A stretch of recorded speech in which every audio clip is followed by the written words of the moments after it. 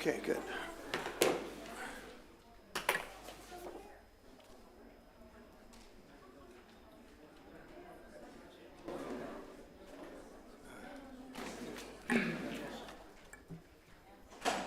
Mayor, you're good. Gentlemen, ladies. Good evening, everyone. And I welcome you all to the City of Palm Coast City Council Business Meeting. Today is Tuesday, September the 6th, 2022. It is now 6 p.m. and we are in the City Hall Community Wing.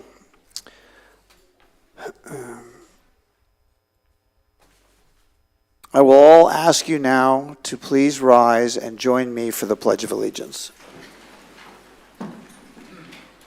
I pledge allegiance to the flag of the United States of America and to the republic for which it stands, one nation, under God, indivisible, with liberty and justice for all.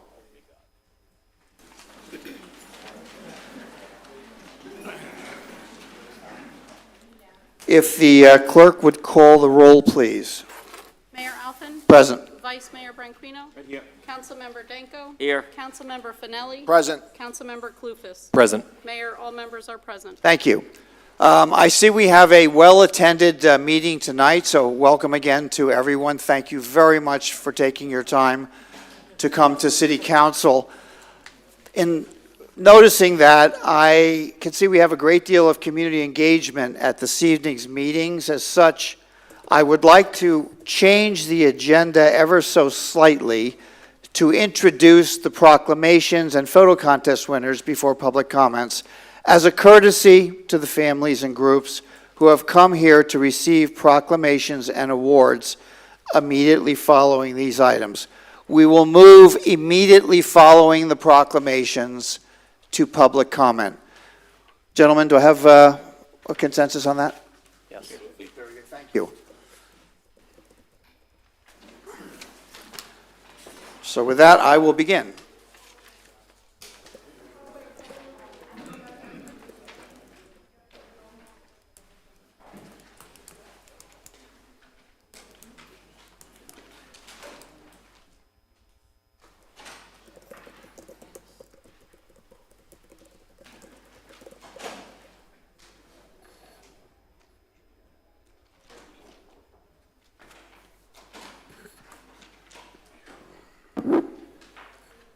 This evening, I will offer a proclamation with the city's support for our half-cent renewal for the school district. And with that, could I have the school personnel come forward?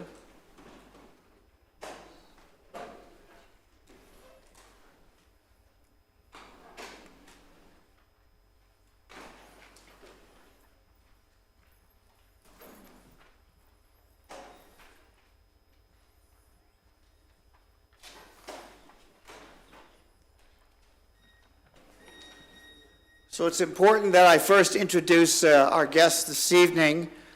I have Ms. Teresa Rizzo, who is the Executive Director of the Flagler County Education Foundation, and Ms. Conlon Banco, who is a board member of the Flagler County Education Foundation.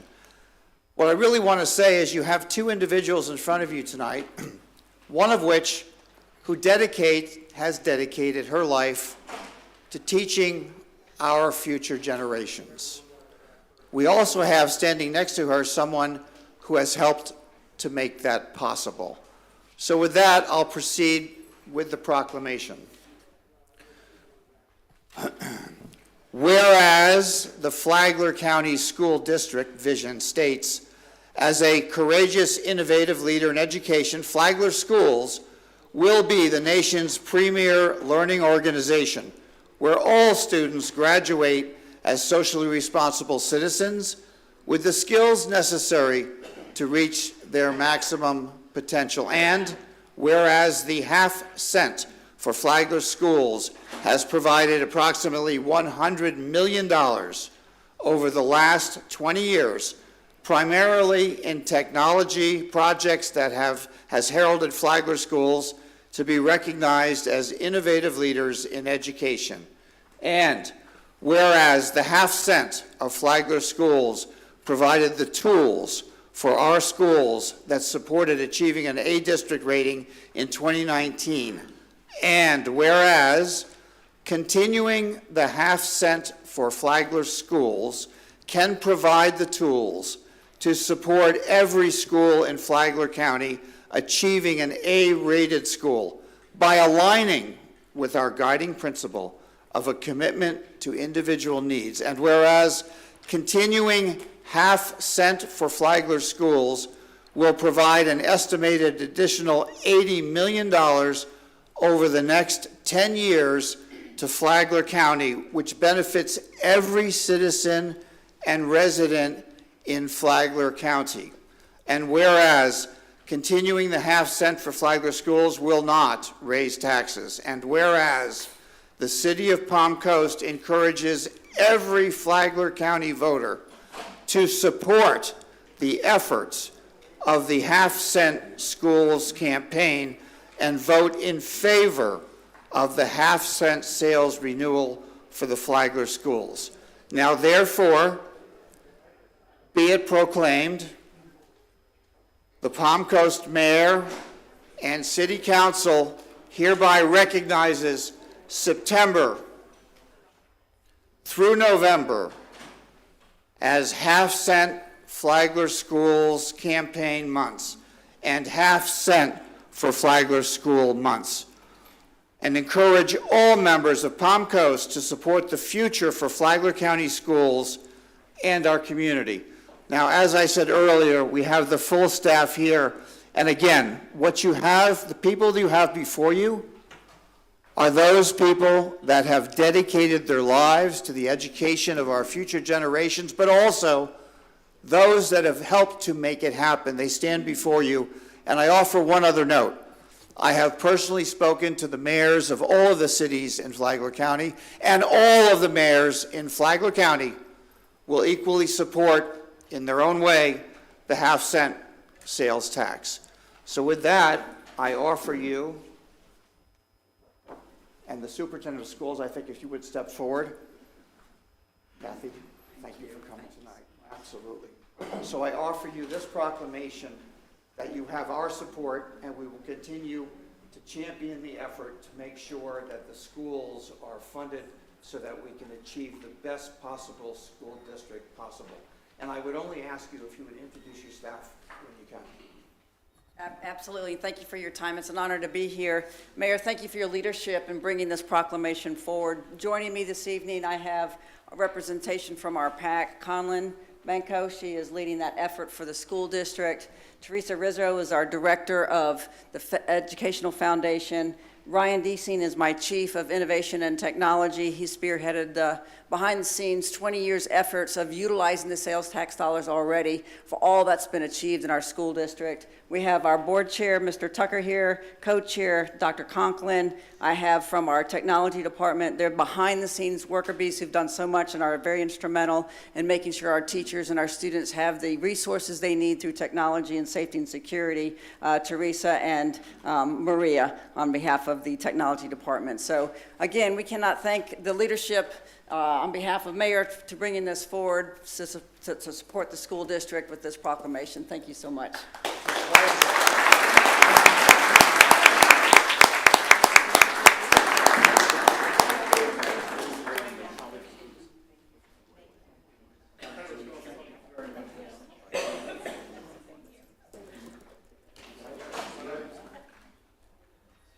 Yeah, I'm standing up behind this. Okay.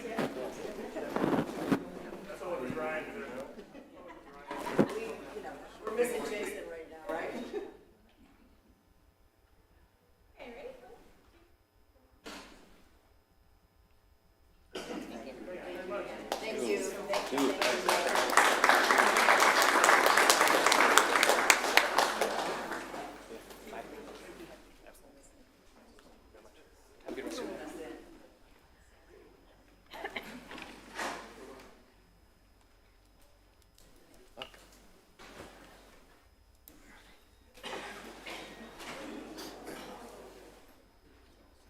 Vice Mayor Branchino will offer the second proclamation of the evening. Vice Mayor?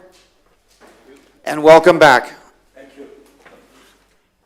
Well, I'm in between lenses, so let's see what's going on. Just what took place here before. Ladies and gentlemen, I'll never get tired of saying this. If we don't invest in education, we're going to be investing in hospitals, rehabs, prisons, and things of such. Let's not forget our kids. So this is just to add of what took place here, which is very important. Let's not forget those.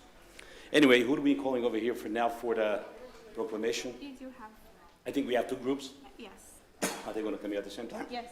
Excuse me. All right, put this, okay. Are we all here? Yes. Proclamation. Whereas each September, the U.S. Department of Health and Human Services Substance Abuse and Mental Health Services Administration sponsors a National Recovery Month. And whereas 2022 National Recovery Month theme is Recover for Everyone. Every person, every family, every community explores how integrated care and strong community sense of purpose and leadership contributes to the effective treatment and that sustains the recovery of individuals experiencing substance use disorders. And whereas substance use disorder is preventable, treatment is effective, and people can recover. And whereas to help more people with lived experiences achieve and sustain recovery, the U.S. Department of Health and Human Services and the Substance Recovery, Abuse and Mental Health Services Administration, Flagler County Drug Court Foundation, and the Flagler Open Arms Recovery Services invite all residents of Palm Coast to participate in a National Recovery Month.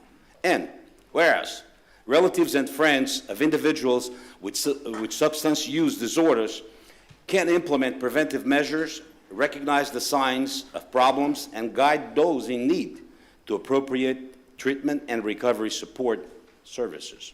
And whereas the Substance Abuse and Mental Health Services Administration encourages residents to participate in a National Recovery Month to learn more about how to help people achieve and sustain long-term recovery.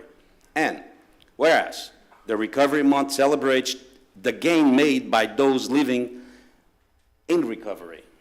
Now, therefore, be it proclaimed, Palm Coast Mayor, City Council recognized September of 2022 as National Recovery Month and urge all residents to observe this month with appropriate programs, activities, and ceremonies to support this year's Recovery Month theme. Recovery is for everyone, every person, every family, and every community. Adopted this 6th day of September 2022, Mayor of Palm Coast, and also attested by Virginia Smith. Okay, thank you.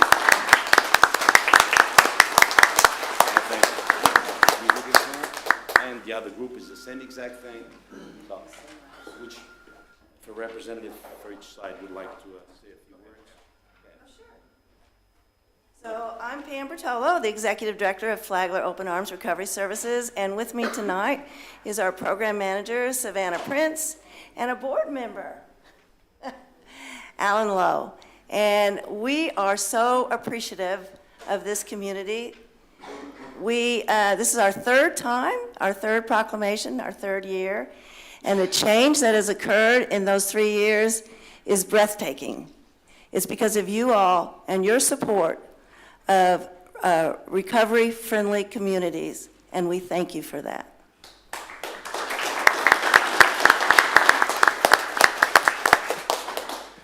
My name is Mike Feldbauer, and I'm the president of the Flagler County Drug Court Foundation. Drug Court Foundation was founded in 2009 to help participants, residents of our county, that are going through the drug court program, which is one of the most successful recovery programs in our county.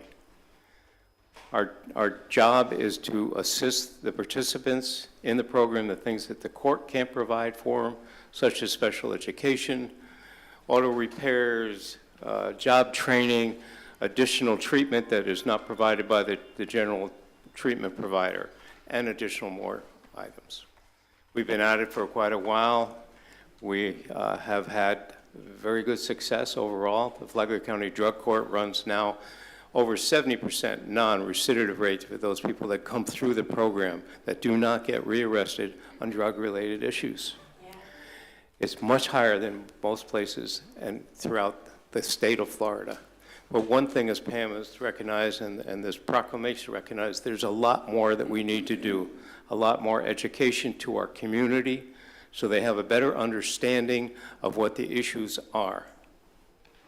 At the present time, in the last 2 years, Flagler County has ranked between the 5th and 10th highest, and currently the 8th highest overdose county out of the 67 counties in the state of Florida. And it's not where you all think it's taking place.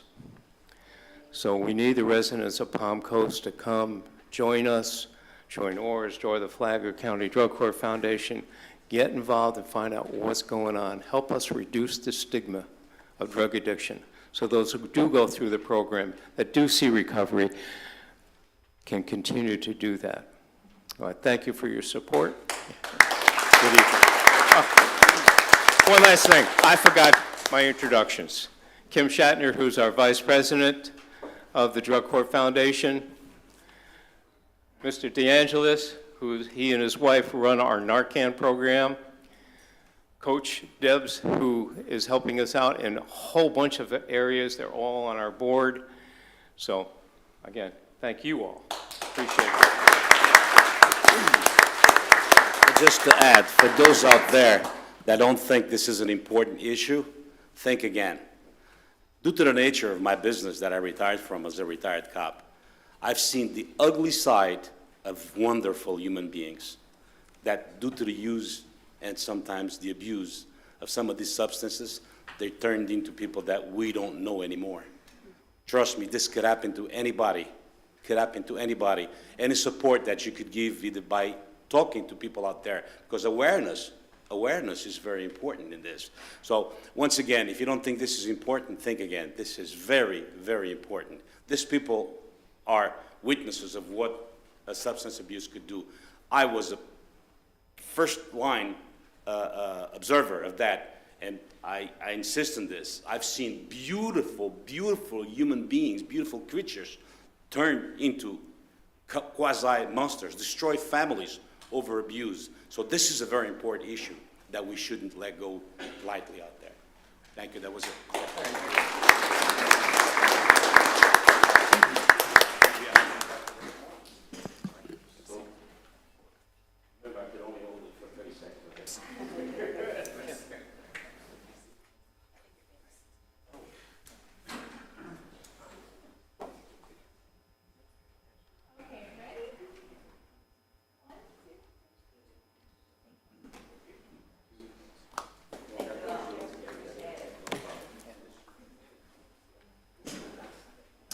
Thank you very much for coming out tonight. I'll just keep helping. It doesn't go away.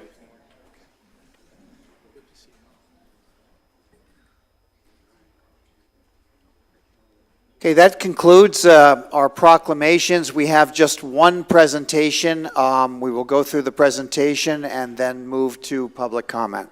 So, Ms. Kershaw, are you ready? I am. Thank you. Good evening, Mayor and City Council. Brittany Kershaw, Director of Communications and Marketing for the City of Palm Coast. One exciting thing that our department gets to host every year is our annual photo contest. It runs through June and July, and we get to see the incredible talents of our city residents, and they submit photos all over Palm Coast for a variety of topics. So we have 5 winners for this year's contest. So if you are a winner, if you can make your way up here, we'll go ahead and get started. Not a winner, I'm just giving the word now. Our first category was nature. The title was Bird Taking a Walk, and the winner is Les Goldberg.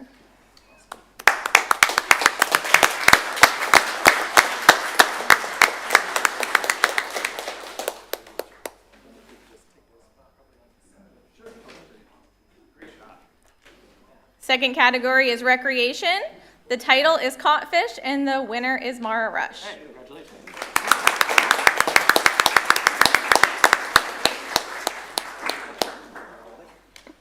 Our next category is residents. The title is Playground Adventure. And our winner is Alexander Lexington.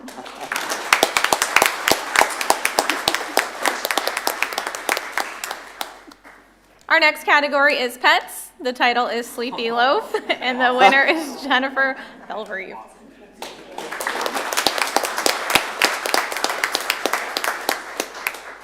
And our final category is events, and this title is our Touch a Truck event. The winner is Eduardo Hernandez.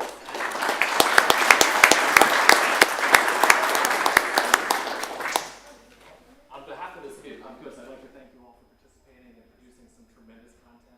It really is a highlight of how beautiful Palm Coast is, and also some of the phenomenal events that we host here in Palm Coast. So thank you guys for capturing the fantastic moments and beautiful side of Palm Coast.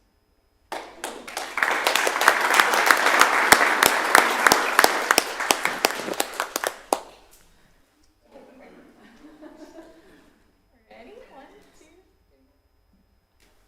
Awesome, great job, guys.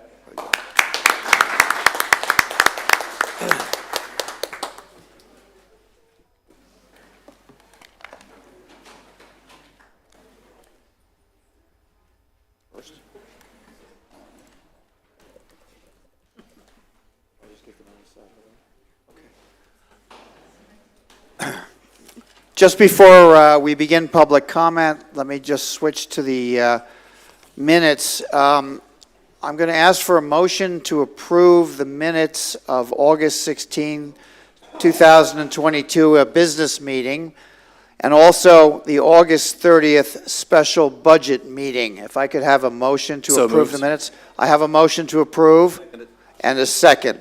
Any discussion? All in favor, please signify by saying aye. Aye. Aye. Any opposed?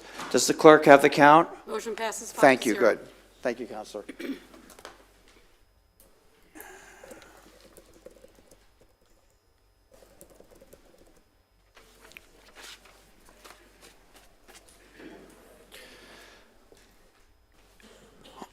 Public participation. In order for city staff to be able to respond to your questions or concerns, please fill out a comment card with your contact information. The comment cards can be found on the table near the agendas or available from the communications and marketing director seated in the back. Public participation shall be held in accordance with Section 286.0114 Florida statutes and pursuant to the City Council's meeting policies and procedures. Number 1, each speaker shall at the podium provide their name and may speak for up to 3 minutes. 2, the public may provide comments to the City Council relative to matters not on the agenda at the times indicated in this agenda. Following any comments from the public, there may be discussion by the City Council. When addressing the City Council on specific enumerated agenda items, speakers shall direct all comments to the mayor. Make their comments concise and to the point. Not speak more than once on the same subject. Not by speech or otherwise delay or interrupt the proceedings or the peace of the City Council. Obey the orders of the mayor or the City Council and not make any irrelevant, impertinent, or slanderous comments while addressing City Council, which pursuant to council rules shall be considered disorderly. Any person who becomes disorderly or who fails to confine his or her comments to the identified subject or business shall be cautioned by the mayor and thereafter must conclude his or her remarks on the subject within the remaining designated time limit.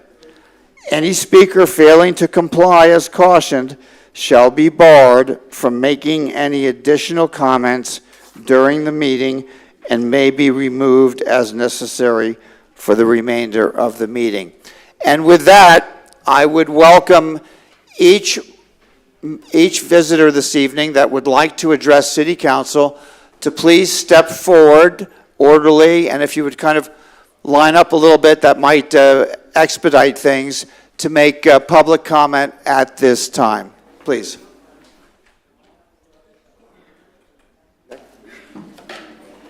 Alan Lowe. I agree 150% with council that staff has done a fantastic job putting together this $250 million city budget. I also think it's important to recognize the residents, many of whom I think have shown up to voice concerns about potential tax increases. I believe City Council wears many hats, and in my opinion, with regard to this budget, you are mediators. And Council's job is to balance the wants of the city against the needs of the residents. And I think that's where the issue lies. The three-legged stool demonstration was from the city's point of view. It was what the city wants for the residents. But you forgot the fourth leg, the original leg that extends back from the times of IT&T to the present. The fourth leg, the tallest and strongest leg, now supports the burden of the other three legs on its shoulders. That fourth leg, that forgotten leg, is the residents themselves, whose hard-earned tax money will pay for any tax increases, and it will hurt them.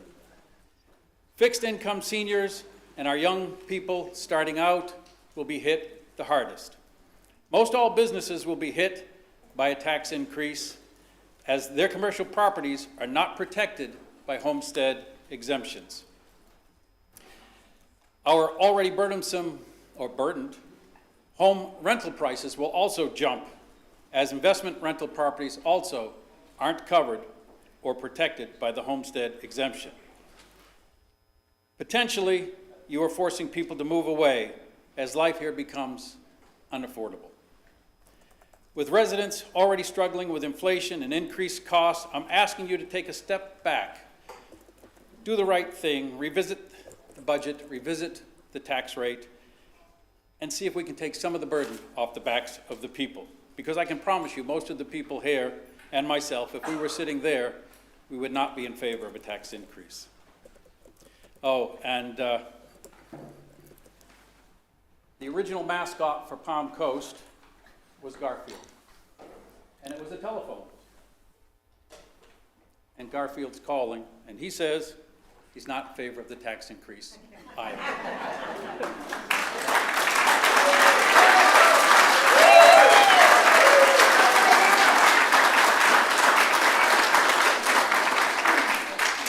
Next speaker, please.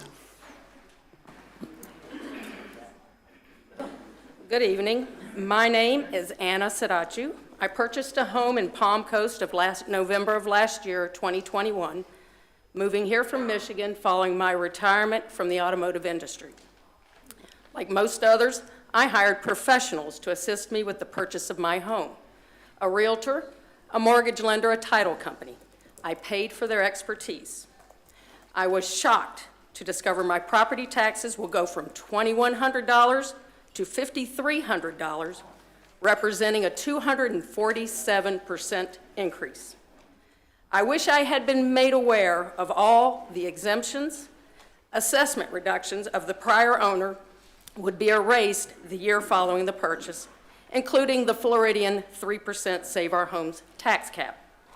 Such would have resulted in an understanding for me of the true cost of my home, perhaps a renegotiation of the purchase price, or choosing a home of lesser value.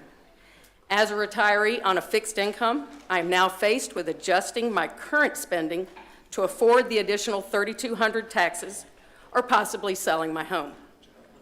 I know I'm not the only new homeowner faced with this tax sticker shock. Regarding the proposal to raise the City of Palm Coast tax, let me share something I found interesting.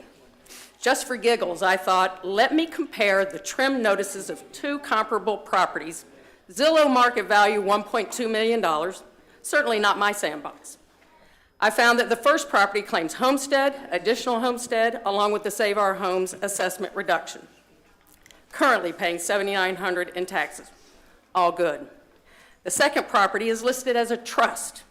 No homestead exemption, just a single assessment reduction, a 10% cap on non-homestead property, currently paying $2,800 in taxes, equally permittable. If the proposed budget is adopted, the first property will pay $1,900 to the city of Palm Coast, an increase of $62 over last year. The comparable neighboring second property will pay $540 to the city of Palm Coast, an increase of $49. While my home, 44% the marketable value of these two properties, I will be paying $1,200 to the city, an increase of $781. The differences are eye-opening. I struggle with this disparity. Thank you to everyone here this evening for your time. Thank you for your comment. Okay. So, just with respect to the following speakers, if we could kind of reserve the applause so that each speaker can come up and have their full amount of time so that we can listen and digest what they have to say. Yes, sir, please begin. My name is Mike Cochiola. I live in Palm Coast. I've got two issues. First is I got a report of an egregious act by one of the councilmen here using this people's chamber for partisan political purposes. That is disturbing on all levels. It shows an arrogance and a lack of good judgment that should not, for a person doing that, should not be sitting on this dais. I will say this, if that ad, it was going to be used for a political ad, a partisan political ad, if it is used, I will spend the next 2 months using my very sharp poison pen to discredit the candidate and the councilman, and I'm very good at that. So that's not a threat, that's a promise. Next subject is the tax.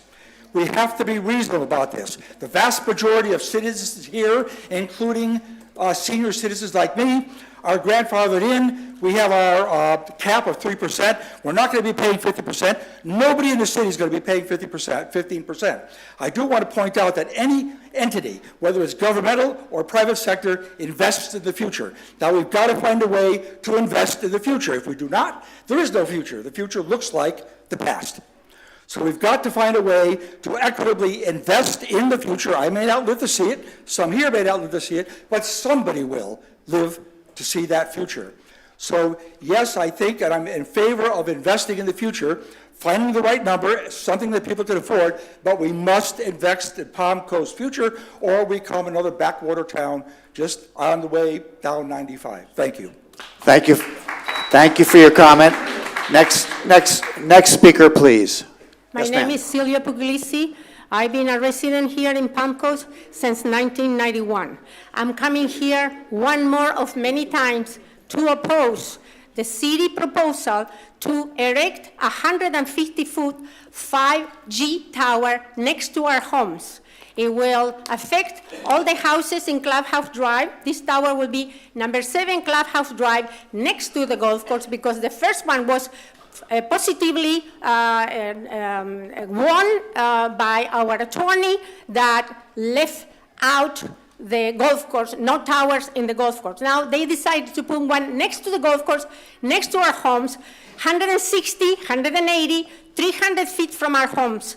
My neighbor, Mr. Alfin, my neighbor that has 2 granddaughters that she walks on the road on the stroller, sent you one of the many letters that everybody is sending you, and she had her family moving from New Jersey, buying 3 houses against that tower that you're planning to install, that we don't know, but it's being fought in Massachusetts by the Board of Health. The Verizon Tower is going to be going down because the health hazards to the people. Also, all our homes in Carson Park Estates, in Lake Forest, in Corny Lane, and in C-section north of Camille Road will be affected by 20% or 50% decrease on their value, no matter what Mr. James Gardner, our property appraiser, not wanting to get into a problem with the city, will state.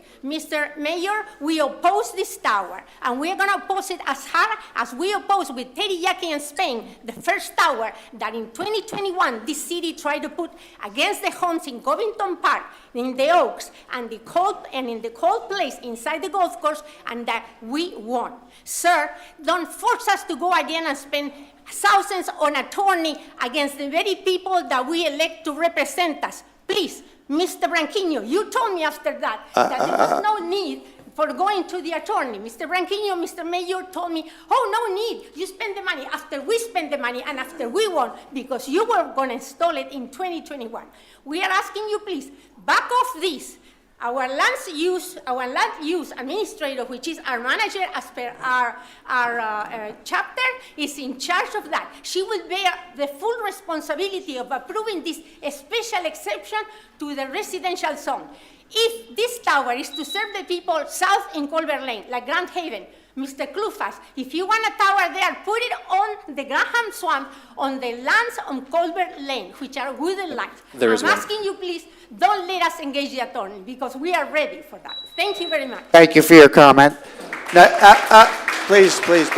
Next, please have respect for the next speaker, please. Hi, my name is Sissy Kita, and I'd like to congratulate all of you on your salary raises this year.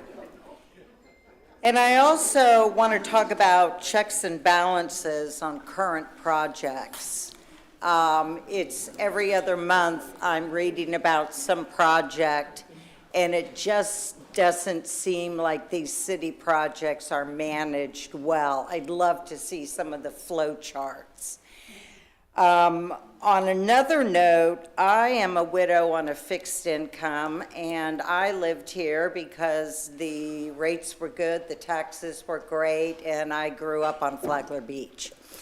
So right now, homeowners insurance has gone up in some cases, like my own, 90%. 90%. Gasoline is up. I don't drive to see my 90-year-old mother as much as I used to because the gas is so high. Utilities are up. Food is ridiculously high. All products and services have gone up. And now I know that every single one of you are voting for a 15% tax increase, with the exception, I think, of Mr. Danko. All of you are prepared to vote and want this 15% tax increase. Guess what? You're going to take dinner away from me, okay? And a lot of other widows I know. So again, let me congratulate you on your salary raises, and let me tell you, with every last breath I have, I will fight this 15% tax increase. Shame on you. Thank you.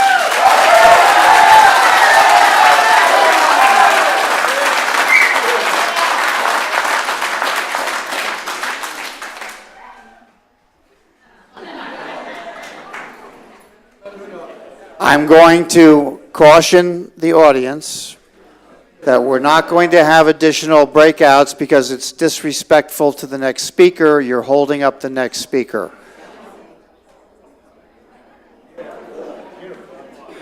Please, have respect for your speaker, and please, let's be quiet. Please proceed.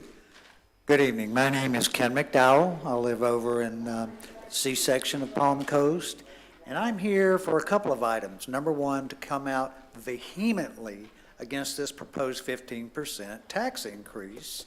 As you raise 15%, guess what? Everything else around that all of us have to buy to live is going up 15, 20% or more. Just food, fuel for our vehicles, etc. This is unconscionable to even propose a tax increase for this city. All right, now my other item is each and every one of our elected representatives up here, except for the mayor, represent a district in this city. There's District 1, 2, 3, and 4, and the mayor is at large. Well, guess what? Every one of you run to represent a district. And I've been here since 2014. I have yet to see one city councilman represent their district, because every one of you, once you're elected, become at large just like the mayor does. and we get no representation in our districts. I propose that every one of you that are not at large, that represent a district, that has your district under your name in an official capacity, start getting in touch with your districts and hold periodic feedback meetings with your districts, because this is wrong. Every one of you are at large right now.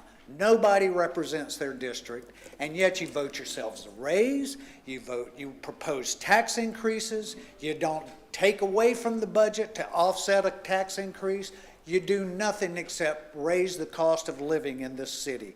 And this is wrong, and every one of these people behind me feel the same way. And I would hope that you, each and every one of you up there, would listen to the people instead of the developers and the people that want you to rezone all the property around here for development.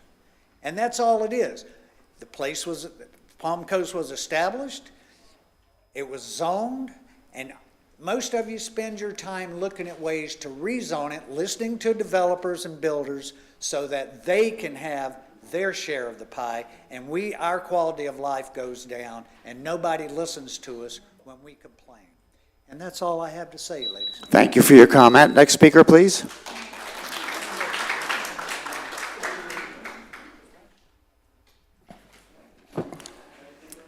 I'm Jim Guggenheim. I live a resident of Palm Coast, a disabled Vietnam vet, Bronze Star recipient, and I've never seen such an abominable thing as you guys trying to raise taxes 15% to cover your unearned pay raises. Where in the world do you get off getting almost 400% in a pay raise? I mean, you want to make $1 million a year? Go ahead, but find someplace else to finance it, not the people. The people do not have to pay for that. You guys work for us. You know, you work for us. And also, I live on Winfield Drive, and there are so many speeders running up and down that road. Probably, I've seen motorcycles run by there. In fact, my wife and I saw a truck come down there yesterday so fast that by the time I walked out of the garage down the driveway to see where he was gone. He was gone. That's ridiculous. There's kids that play on that street. What, are you waiting for somebody to get killed and then do something about it? One of you councilmen stood in my driveway with me and watched the cars zip back and forth, and he said, I'm going to do something about this. But nothing got done. Did it, Mr. Danko? Please. That's all I have to say. Thank you for your comment. Next speaker, please. My name's Ken Johnson. I've lived here for about 8 years. My brother, brother-in-law, my daughter, they all live here. And everybody I've talked to, not just family, but feel the same way. This tax increase is ridiculous. There's enough places that you could redo this budget. You could start with, it seems like every employee in this town is driving around in an F-150 pickup, for starters.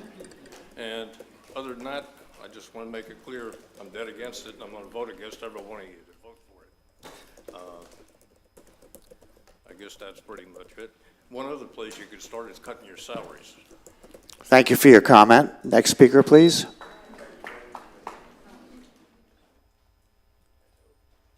James Vincent. To bring up some old news real quick. I keep mentioning about building all these high-rise, all these multifamilies, and that's adding to traffic in our city. As I mentioned before, our roads cannot accommodate all the additional traffic we are experiencing. I keep saying we need more turnoff lanes, modified roads, not to mention Old Kings Road North, which still needs widening, which you say is being done in phases. Well, can we make the next phase the part we need where it goes to one lane? Because it's really critical there. It looks like Fort Lauderdale is what I keep saying, the way the traffic is. Well, I have a new analogy for you. The poor condition of our roads, cracks, potholes, deterioration, is starting to look like Philadelphia. When discussing your raises earlier this year, you said you want someone, you said we have a $250 million budget. Well, can't we steer some of that money to road improvements? We have so many houses being constructed, 12 just in my immediate neighborhood, okay? Plus commercial buildings starting to rise, which you still need more. KP home development alone should boost our revenue. With that addition of property tax, why would you even consider raising our property taxes 15% if you want to justify it as covering the cost of street repairs or something else? No. During the debate, during the debate about your raises, you claimed, oh, this would not affect our taxes. Yet here we are looking at a 15% tax increase. What's going on here? You all maybe have full-time jobs as a part-time job. You're retired, this is a part-time job. This is an income for you. But for us who are retired, these increases, property tax, gas, food, trash pickup, are hurting us severely. You may be thinking, well, then get a part-time job. Well, the purpose of being retired is not to have to work, okay? If you want to go back to work, it's because we're bored or want to do something for fun and get a little pocket money. But someone like me who has health conditions cannot do a part-time job. So I'm stuck with all these increases. So I don't know if you're playing a hero game. You asked for a 400% salary increase and settled for 150% plus benefits to look like you made a major sacrifice. So are you doing the same thing with our property taxes, asking for 15%, but then settling for 3 to 5%, so it looks like you did us a favor? We see no justifications for these increases, especially at this time. By the way, my cost of living on my Social Security went up like 6%, 8, 7%. Medicare went up above that, 10, 12%, plus everything else. I'm going to roll over and die. I mean, what else can I do in this town? No more increases, please. This is ridiculous. Thank you for your comment. Next speaker, please. Yeah, my name is Declan McNeil. I just moved to this town. I've been here for about maybe 10 minutes or actually 2 weeks. I got an increase of about $1,000 on my property tax when I purchased the home, which I assumed it was going to go up. And now it's going to go up another 15% in 2 weeks. I mean, if this is the sign of the way things are here, I'm kind of sorry I moved down this way. I'm keeping note on everybody here so I know who's who. So when I do get a chance to vote, I'm going to take every bit of this into consideration. But I hope that they make some concessions for the different, positions people are in. I mean, like I said, I just got the highest increase of about 1,000% to the original taxes, which I figured would go up. But now that they're going to add another 15 on top, I mean, when does it stop? Is this going to be like a regular thing? Because I am newly retired, and I'm in a fixed income, and I am slightly handicapped, so I got, some issues with it, and I just hope that you guys really reconsider it and think about all the people of the Palm Coast. Thank you for your comment. All right, thank you. Speaker, please. Bruce Stone. I don't care the fact that you guys voted yourself a raise. You deserve it. You take family time away. I coached youth football for 5 years. We sat in coaches' meetings 5 nights a week and on the field 3 hours a day. What I do care about, the traffic is not being dealt with. I had my grandson, my son, backing out, going back to Augustine. I had to sit in the middle of the street to stop cars from going forward. It's a joke. And my mailbox was taken out the other day. The driver stopped. He said the other guy was coming on the other side of the road. He almost ran into me. I had no choice. I had to do it. And there was a guy right around the corner who reported that someone was going 65 miles an hour. And he was filming it, but the website would not put it up. The worst choice, your engineering department told us when we sat with the contracts, stop calling the police. The worst choice. And as far as elections go, this city needs to stop letting corrupt people run. Do a background check on them. Barbos has a warrant for his arrest in Costa Rica. The corruption needs to stop. Thank you. Thank you for your comment. Next speaker, please.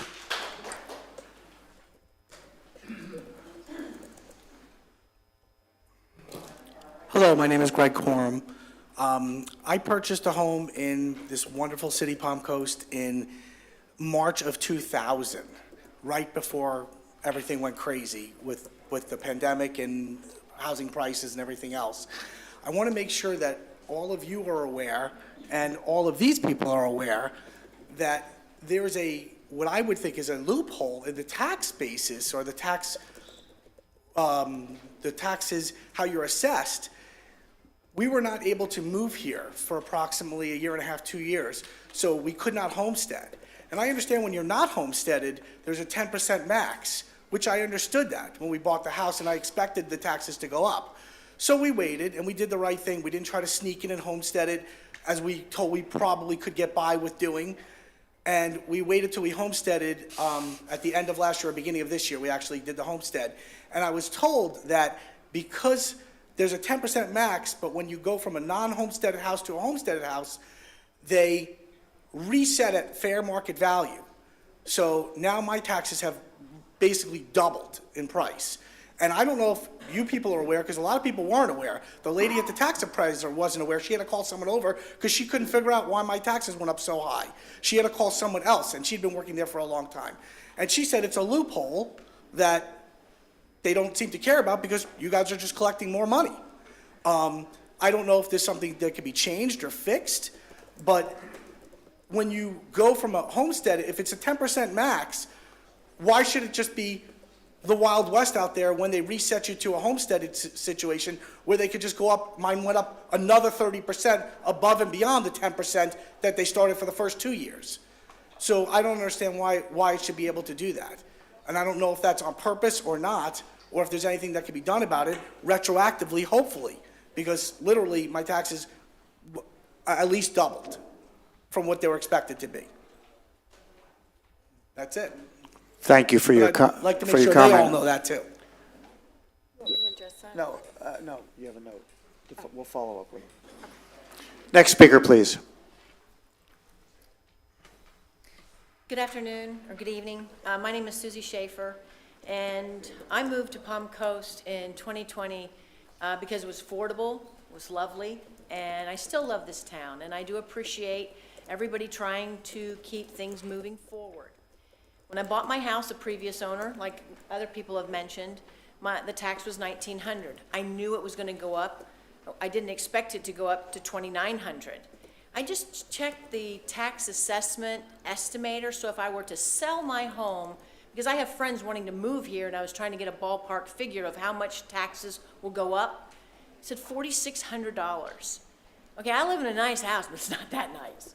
But now brings me to, I was looking over your capital project expenditures list today, and I looked and see the forecast for 2022 to 2027, and I saw a line item for maintenance operations complex.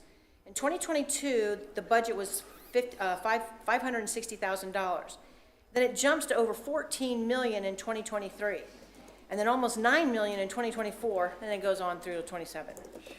It seems like a lot of money for the size of Palm Coast. Maybe if a detailed list was available of what it was going to be used for, it would help us to understand where the money's going and what you need it for. I also saw under the Recreation Impact Fee Fund that the Southern Recreation Facility goes from $563,000 in 2022 to over $10 million in 2023. Other projects also had huge proposed estimates for 2023. The Lee Trailhead went from $30,000 to $2.5 million. Long Creek Nature Preserve went from $18,000 to over $1 million. Waterfront Park Phase 1 and 2 from $25,000 to $1.6 million. Then in 2024, there's a line item that says transfer capital projects funds to Holland Park to almost $2 million. Now, I don't know how you run your government, and I'm not trying to stand here and tell you how to do it, but when the numbers jump that much, and you're asking us for a 15% increase, it makes us wonder, what are you doing with our money? Does any of this include sidewalks for these streets? They're like walkers and bikers trying to get to the biking path. They're on curved streets. People almost get hit. Is there any budgets to improving our lifestyle for that, for our safety? And have you asked the community of any of these expenditures what we think? I mean, you're spending our money. I think we deserve to know what you're spending it on. As everybody else has said here, people are on fixed incomes.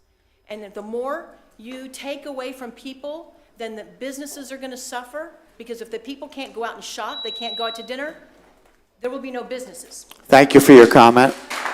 Next speaker, please. Thank you. My name is Craig Kilpatrick. If it looks like I'm reading, it's because I am, because I don't speak very well here.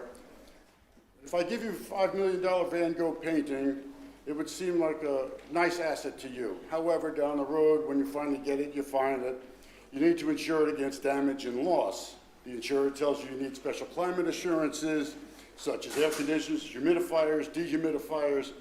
They also require theft-resistant, fireproof, secure location, and possibly some guards. Maintenance of this stuff is all necessary, except for perhaps the guards. The whole thing, while sounding wonderful, can end up costing you quite a bit. Now, there's a couple of thoughts going on, so I'm just going to sound a little disjointed.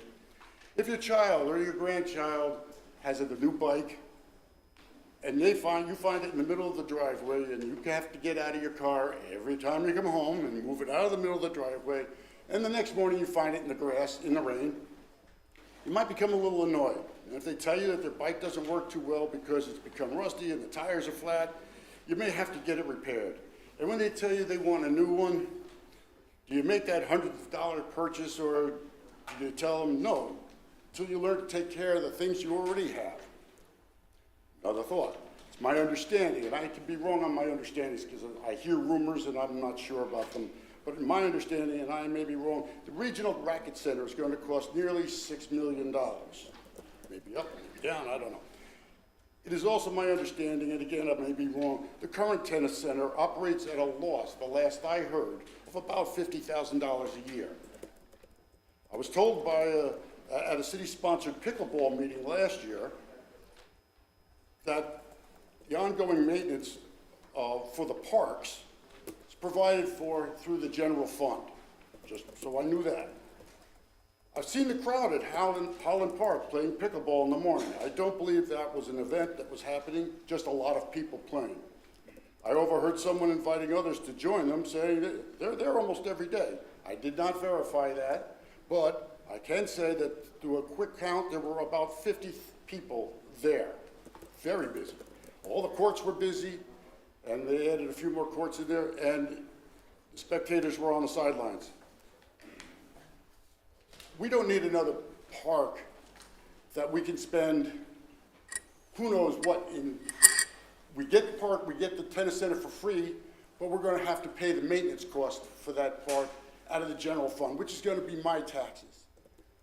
You guys have a job which I would not want for anything in the world, and I commend you for doing what you do, just because you do it. But my job is to make sure that I vote for the people that I think is going to do the job I want. And I'm looking at you guys now, okay? Thank you for your comment. Next speaker, please.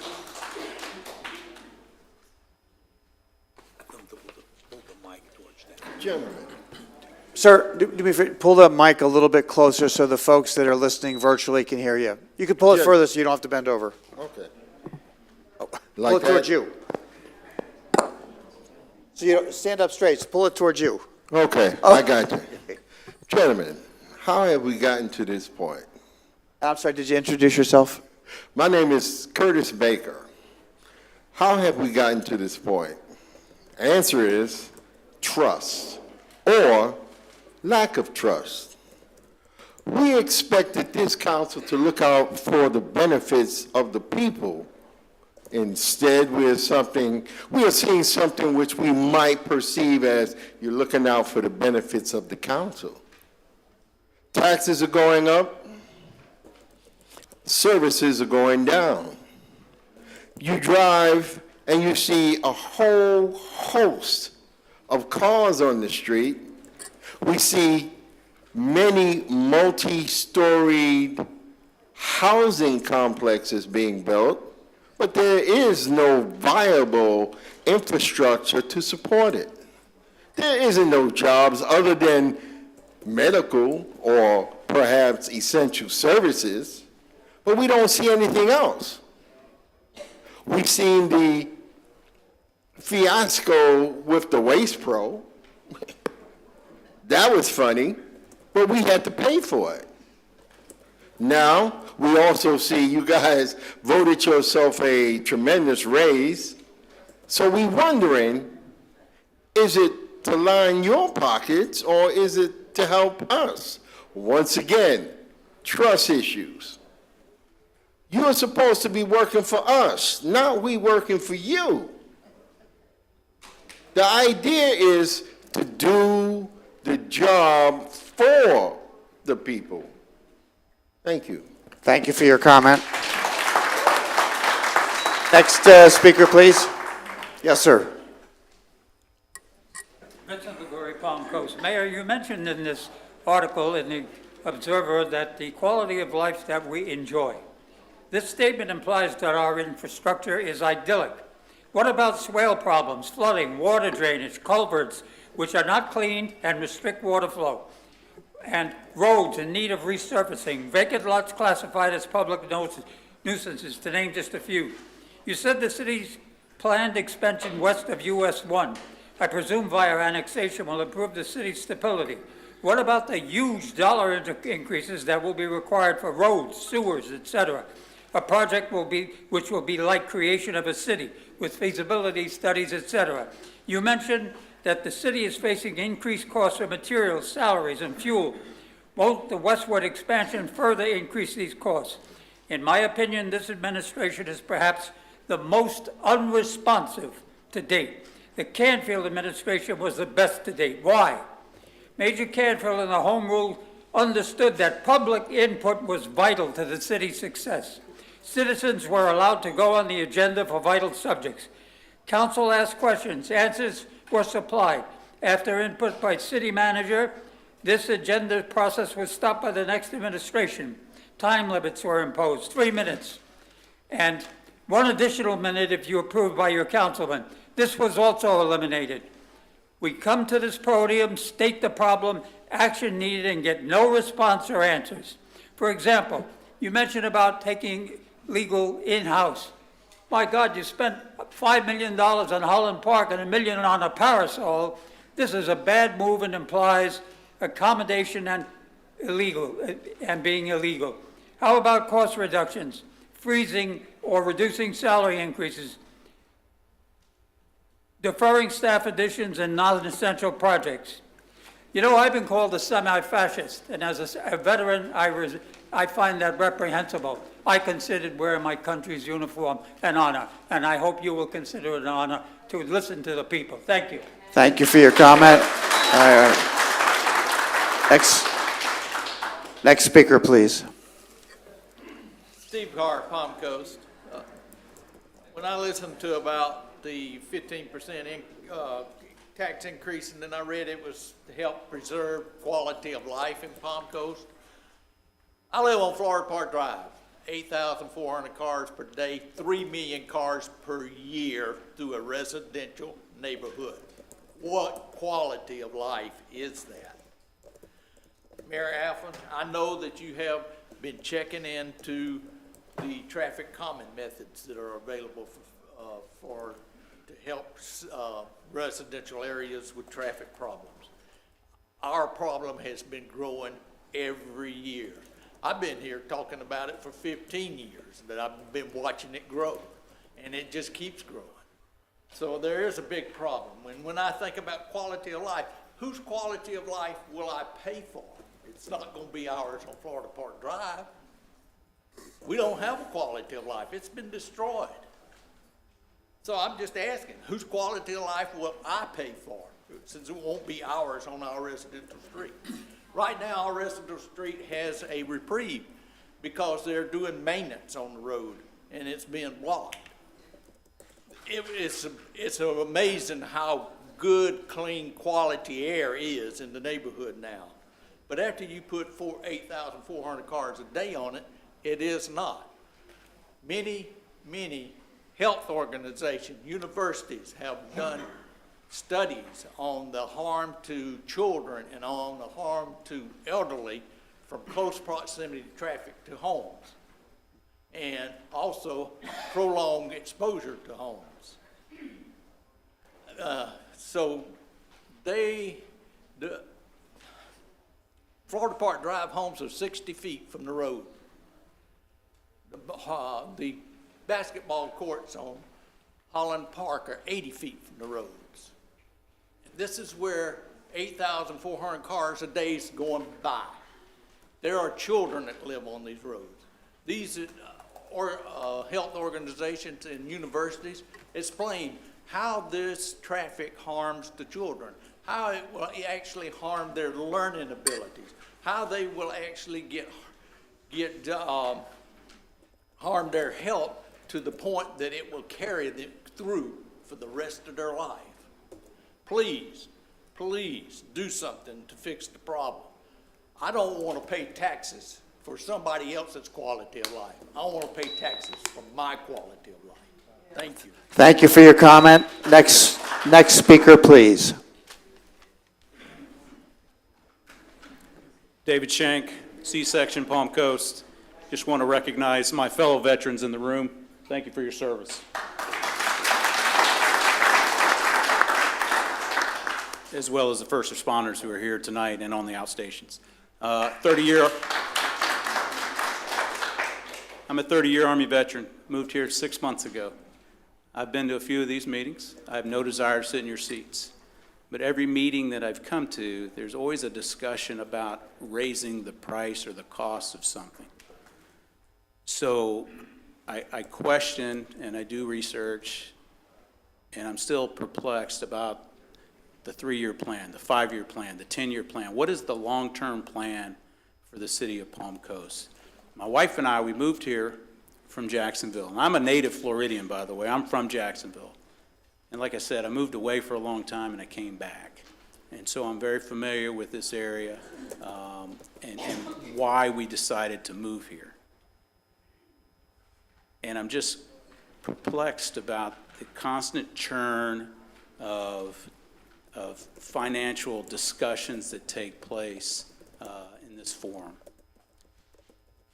When I was a second lieutenant several years ago, I had a platoon sergeant who had been in the Army 12 years. I'd been in the Army 6 months.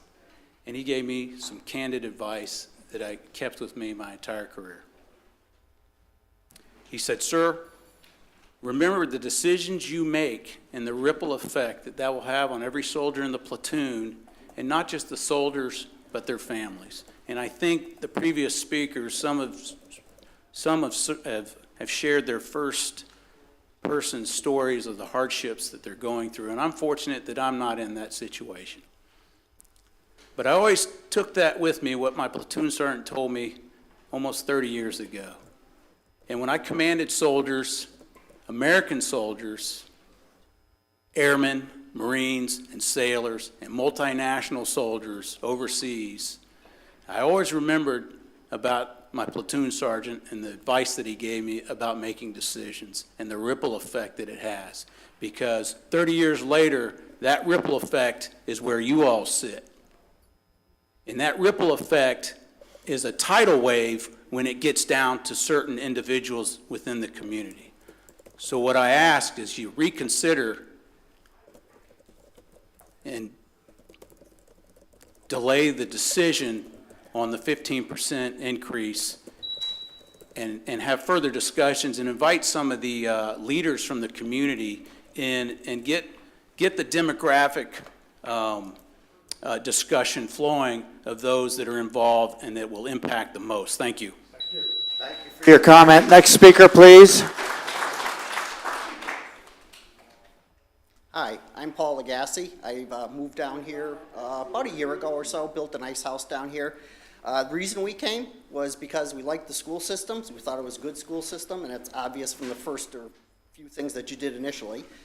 We also liked the quality of life down here, and we also liked the low taxes. Well, come to find out, a 15% tax increase and everything I've read in the paper over the past year leads me to believe that we not only have an out-of-control system down here. I come from New Hampshire, and literally, if our council up there had done something like change the rules, give himself $45,000 raises, and then not allow the voters to vote on that, they would have been run out of town on the next railroad. It'd be all over.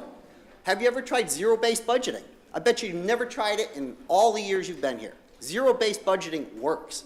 There are multiple programs in this town 10 people use them, 4 people use them, 5 people use them, and you're spending $5 million on them? That's totally ridiculous. You have to start at ground zero. You have to look at every line item. The previous speaker noted, very importantly, that one of the big things, it went from 560,000 to 9 million. Okay, what makes up the 9 million? Which one of you has read that? I will bet you, just like the Senate, just like Congress in Washington, you got a 10,000-page document, none of you read the damn thing. And that's wrong, because you guys work for us. You do not work for yourselves. And I'm very sorry that we moved into this town. Thank you. Thank you for your comment. Next speaker, please. Hello, my name is Bill Pluscatch. I'm one of many thousands have moved into Palm Coast in the last few years. I moved in at 2020. We rented for a while and we decided to build a home. That doesn't make me rich because I wanted to build a home. I felt that saved money because everything's going to be new in the house. So anyway, I got my tax bill or the notice. It's not the bill yet, but my taxes will be either $4,800 or $5,600.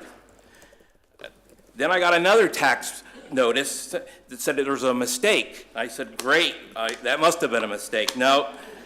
The next one said it's either going to be $5,500 or $6,300. Checking all around the neighbors and looking online, I see they're mostly paying $1,500, $1,800.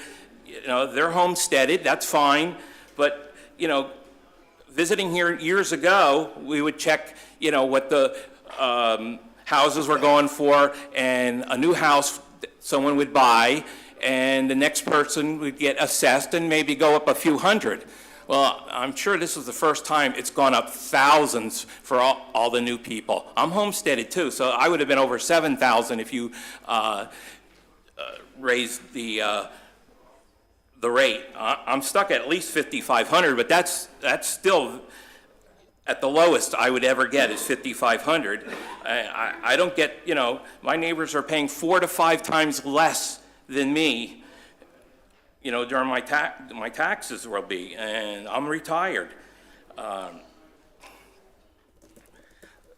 actually called the assessor to ask him a few questions, and when I told him I came from New Jersey, and he said, I hope you did well selling your house there. And I said, what does that make me rich because I'm coming from New Jersey?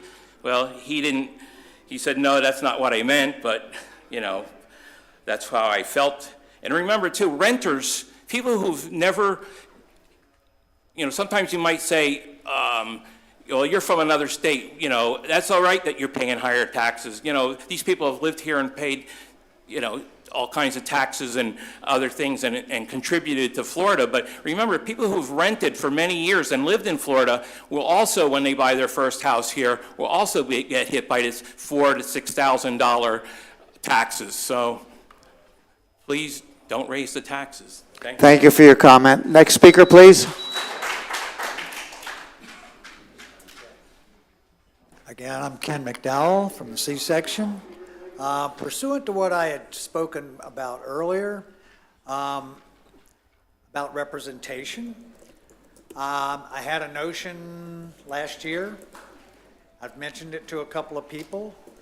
People like it. And this notion is, since each of you, our representatives, tend to be at large with somebody's name up under, or somebody's district. Sir, is this the same comment you made earlier? No, Okay. it's not the same. So the proposal is this. The idea is each district of the 4 districts retains 5% of their generated property tax revenue. That is mandated to stay within that district. And what it does, it requires each district representative to be involved in their district, and it also requires attention to each district by the council at large and individually. So again, 5% of each district's property tax revenue mandated to stay earmarked for that district. Now, and it was mentioned to me at one time by one person, I will not name, that this proposal, this concept would cause class warfare. And for the life of me, I cannot figure out how it would cause class warfare. But if each district was allowed to retain 5% of their generated property tax revenue, you would see a lot more involvement by everybody in our city government on the issues that affect each of the respective districts in this city. I hope all of you can grasp that. It is a good thing. It's good for the city, and it's good for each of our council representatives. There's no losers here. Okay? That's all I have to say, and I hope you will entertain it and maybe discuss it at one of your sessions, because it's a viable thing. Thank you for your comment. Next speaker, please. Hi, I'm Cameron Sadachu. I've moved to the city of Palm Coast about a year now, and I agree with most of the comments I've heard tonight, so I will not repeat those. But ever since I've lived in Palm Coast, I've felt a bit of a mistrust between the citizens of Palm Coast and the government from various comments I hear and so on. I've mainly discounted them. I'm thinking, being new and not knowing any of you, maybe it will build a bit of a trust if all of you could disclose your property taxes, the increases that you might receive after this new tax, if it's passed, whether you have any involvements with the new projects, all of these extra budgets and so on, whether you receive any kind of benefits yourself. Any of those disclosures may be beneficial for us to have some sort of a trust to this government. Thank you. Thank you for your comment. Next speaker, please.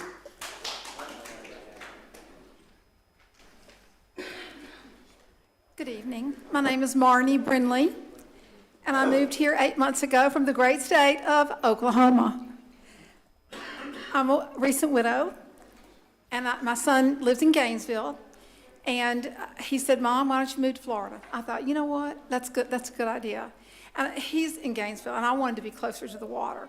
So I was looking in St. Augustine, and a dear friend of mine, we taught together 20 years ago. She lives here. She's been here for almost 20 years. And she said, "Arnie, why don't you come on down to Palm Coast? It's much more affordable, and we've had a good life here." So I started looking at real estate down here, and I thought, yeah, she's right. It's a more affordable way of living. And as a recent widow, on a teacher's retirement from Oklahoma, I'm not a person that's come down from New York or New Jersey or Connecticut with big, huge retirement funds or big, huge equity, selling houses for multi-million dollars. I'm just a moderate, medium class person.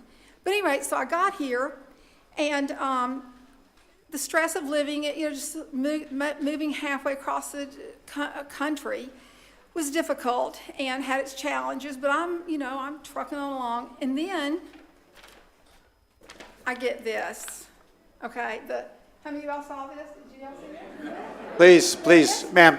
Yes. Direct your comments to me, please. Okay, that's fine. I put a picture of it on Nextdoor. 351 people have commented about the post because it's the tax increase that you're looking for just doesn't seem rational, frankly. But at any rate, so, we've talked back and forth online about it, and I have to say, some things have emerged that surprised me. One of the posters told me that he came into the tax assessor's office, and the lady said to him that these people that are coming down here, they're used to paying $7,000 to $12,000 for their taxes. This is a bargain, this is a big deal, But and then she said, "Don't worry about it. They can pay it." Well, not everybody can pay such large increases. But at any rate, I thought it was kind of an arrogant comment. I don't know where I will land. I don't know if it's just the inflated economy that we're living in, but to have a tax bill like this is, it was actually offensive. And I hope you'll consider keeping the little people in mind. Thank you. Have a Thank you nice for your comment. Next speaker, please. Hi, my name's Mike Solera. I live in Palm Coast C-section. It seems to me like local government seems to seem that bigger is better, and to me, it's not the case. I was born in Broward County. I lived there, moved from Broward to West Palm because the growth, more crime, more taxes, just the whole thing. Moved to West Palm, lived there. When I moved there, 441 was 2 lanes. When I left, it was 6 lanes. More schools, more tax, more crime. So I just figured I'd move here. It was better. I liked it. It seems the same thing's happening here. It seems we're caving into the developers, giving them what they want. And these apartments, I understand there needs to be some apartments, but what happened down there, the apartments, they turned into ghettos, and you have more and more problems. You need more schools, and to me, it seems like we're subsidizing the developers. We're paying for them to make all their profits, and the people here, most people can't afford it. We're mostly a lot of retirees, and if anything, some states will give the retirees over 65, you get a break on some of your taxes. And the other thing is, in my street alone, 4 houses have sold. Okay, people live there 20 to 30 years. Their taxes were very, very low. The new people bought them with the big, raise in all the housing going up so much. They're getting a lot more in tax revenue, and they're not having to build more schools for that or more roads and more police. And so, to me, the taxes should be coming down some. The developers are supposed to be paying impact fees, if I'm not mistaken, so those should help offset it. And it doesn't seem that that's what's happening. And I hear a lot of people, they may not be able to afford their houses, and that's just not right. We should be able to budget. That's, your job's to budget so that we can afford to stay here and still have a quality of life. And my other thing is with code enforcement. I think it's the state that dictates this, that if you want to complain about somebody's code violation, it has to be where you have to give them your name and your address. And if they give that to the person, he's going to come down to your house or whatever. You look at somebody wrong and they want to pull you out of the car, So it's not going to end well. Someone's going to, either for me or for the person, if they confront me, if I've turned them in, you have policemen patrol and code enforcement that patrol. If they see a violation, let the policeman write down on his pad, hey, this car's been here with their logo on there. Let them do that, or let the guy from the code that's riding around see something, let him put it down and let him check into it. Instead of having the citizen have to do it, that's not our job. We have paid people to do that for us, and that's what they should be doing, I think. That's really basically what I have. Thank you for your comment. Next speaker, please. Good evening. My name is Leah Labarge. I'm a brand new resident to Palm Coast. I just moved here in May. I purchased my home. I moved here from Meridian, Idaho, which was actually the #1 place in the country to retire to, and we were very excited to move here. My husband's a retired school teacher. He's a Vietnam veteran. I've lived in, this is the 4th corner. I've made the X across the country and where I've lived. I've never, ever purchased a home before in another state where at my closing, I was told, this isn't your real mortgage. What you're going to get is a tax increase based on the new valuation of your home, because I did buy a brand new home, and I have no idea. I've learned so much. I actually came here tonight because I was here for another agenda item, and when I pulled in the parking lot, I was like, holy wow, is this what their meetings are about? And just found out about the 15% increase. I'm stunned because what I see as a new resident, all of the areas that you advertise about Palm Coast being so beautiful, at the intersections, I drive Interstate 95 every day to and from work, and the fountains don't work, the ponds look terrible, the roads aren't maintained. I talked to a neighbor in my neighborhood, and he's lived there for 17 years. The roads have never been crack sealed. They've never been slurry sealed. There's a new development going in our area, which is why I'm here tonight, and I'm curious about the additional traffic that's coming. Meridian thought it was a great idea to expand and grow and wanted to be like Arizona, another place that I lived. But with that growth comes a responsibility to develop the community appropriately. Notoriously, many people have talked about impact fees. The developers do not pay impact fees.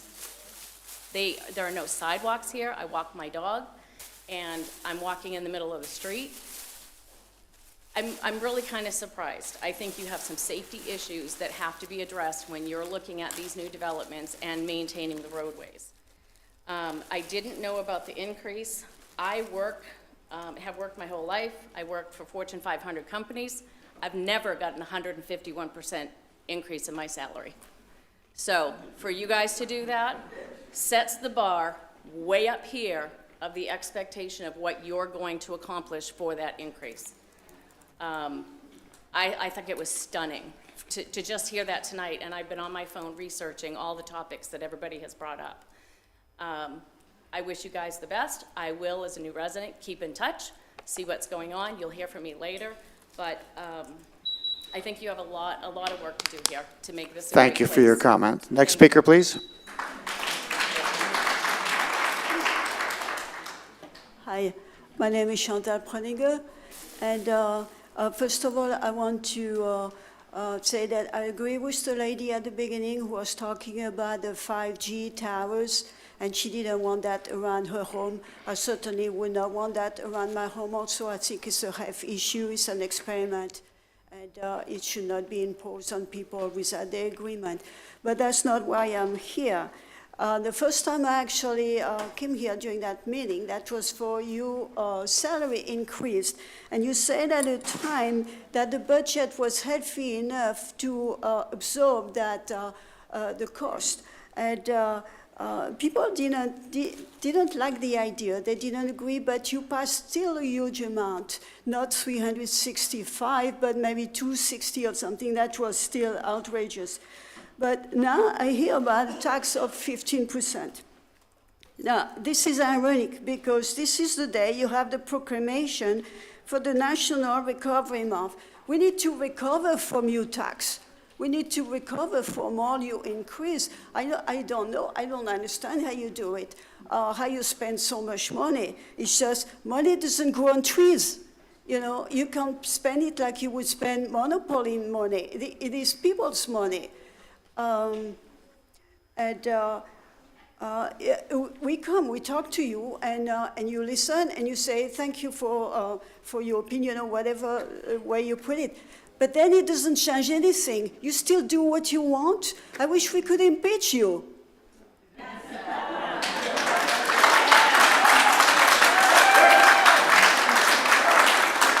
I mean, your spending is out of control, you know. How do we stop you? How do you start working for us and not us working for you? That's all I want to say. Thank you for your comment. Next speaker, please.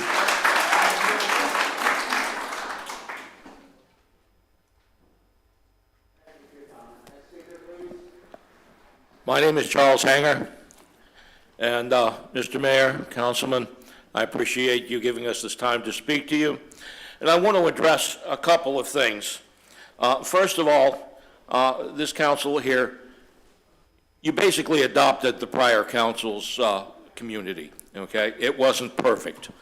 Secondly, you're dealing with an economy that was not created here in Flagler County. In other words, you're running a county where you have an economy that is based upon how the nation runs as an economy, and we all know we're talking about macroeconomics here. The economy is not just here in Flagler County. Our community, our county, our city has to buy supplies that are already increased by that same inflation rate that we're all suffering through. You also have to keep employees employed and happy so that they can serve the community. That doesn't come cheap. That's a big challenge for you. Okay, that's the macro part. I appreciate your challenges, okay? However, I am concerned about the property tax, and I'll tell you why. One of the things, and a lot of people have said a lot of things, I won't cover that, but we moved here in 1979, okay? And we've lived in the same house since 1985. We would have liked to move from here and there and here and there, but we know the economics of that, because of the property tax and the way it is designed, is that growth should pay for itself. And what I mean by that is that growth doesn't pay for itself. We all know that, okay? But the taxes with impact fees, the increased tax base that's passed upon new buyers is really designed to save money for those people who have been here for a long time. Okay, we don't recognize that. And the other macro effect that I want to talk about is simply this. A 15% tax increase would sound reasonable when you say, well, the national economy has an inflation rate. However, if you consider this as a parallel, retail places buy stuff that they can sell. They don't get, when they buy stuff, they don't pay sales tax on it because they charge it at the back end, okay? We have property values that have gone up exponentially. Therein lies your tax increase from my standpoint, not the 15%. The 15% looks like double taxation to me. And I challenge the community to take a look at that and take a look at the special projects. Is it pickle park? Is it another golf course? Or do we want to challenge swales and streets and sidewalks? That's your job. Thank you, gentlemen and ladies, for your time, and I thank you all for listening to me. Thank you for your comment. Next speaker, please. Good evening. Thank you all for your job and what you're doing. I'm sorry, could just introduce yourself for us, Oh, I'm please. sorry, Beatrice Cost. I just moved into this area. I've lived in Florida for over 50 years. And because I moved, I understood taxes are different and things of that nature because you move. Your real estate went up. Also, life is more expensive. But you also, I believe, as a new citizen of this town, that you need to look at your new demographics. The people moving into this town are not primarily retirees. That's not who I'm meeting. They are the people from Jacksonville that want to work here, the people from St. Augustine, the people from Daytona, because this is such a nice area. You are now saying, don't come here. So who are you going to get? You're not going to get the retirees because these folks behind me are all going to tell their friends not to move here.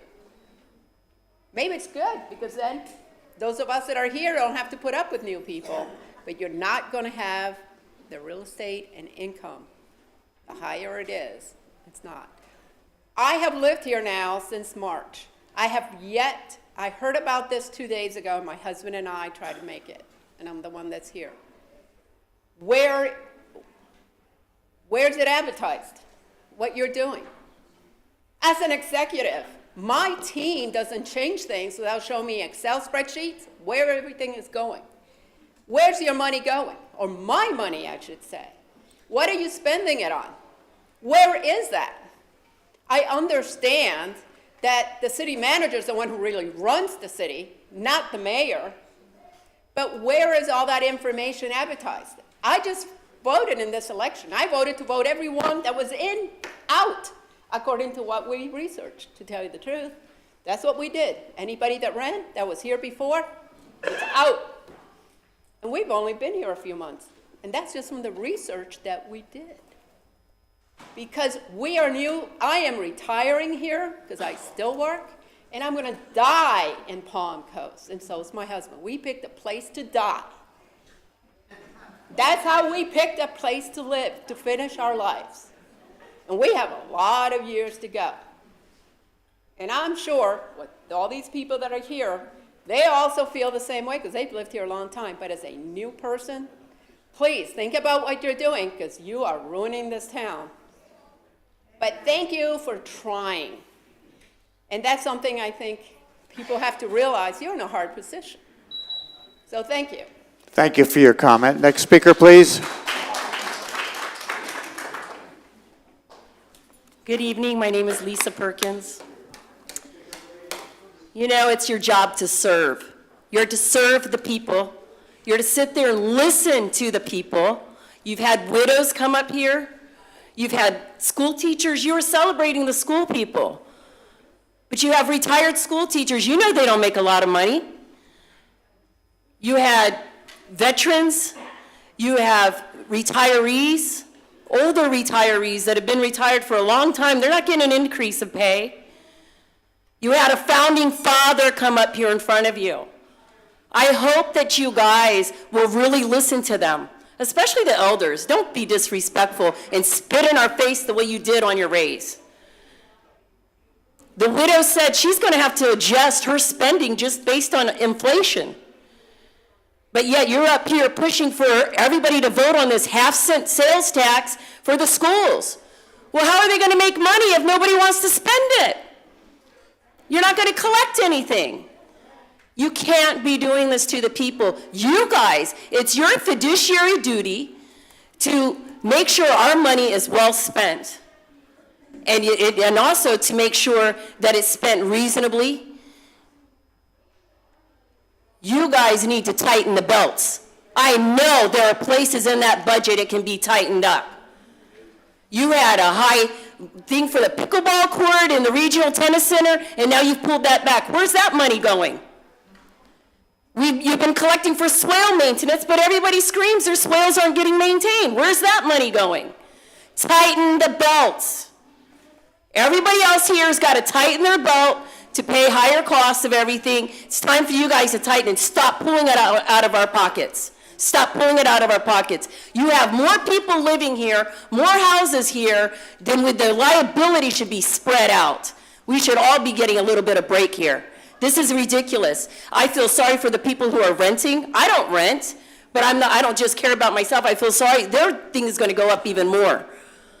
You think these young people renting are going to be able to survive? What's going to happen when they all move out? Were you guys here in 2012, 2011, 2010, when we even had people squatting in other people's houses that were foreclosed on? Is that what we're looking forward to? Is that what everybody moved here for?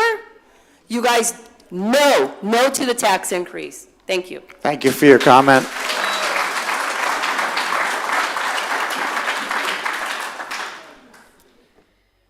Good evening, my name is Mary Harrop, and I want to address a few issues that were touched on by my other citizens here.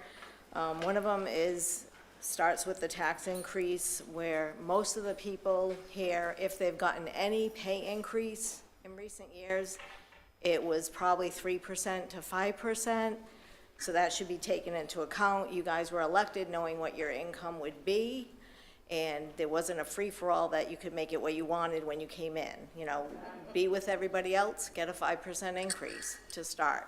Work from there. Show that you deserve to get more, that you're accomplishing more. This city is growing by leaps and bounds. I have not seen any address of additional policing. We have many, many more people here. There's a lot of speeding going on, traffic lights being run. You go through the town center, you see peel outs and what have you. Things are just getting somewhat out of control. I don't see police often. I commute to work and coming and going into the city and doing my regular errands. I don't see a lot of police presence. I think we need more of that, and I think some of our money should maybe go to enforce that. You know, we've got all of this growing with multi-unit housing, whether it's duplexes or apartment communities, but we're bringing in people who are renting, and there's no owner accountability. And I'm seeing that a lot in the duplex areas, because people aren't mowing their lawns, the tenants aren't mowing it, the owners aren't required to make sure it's mowed.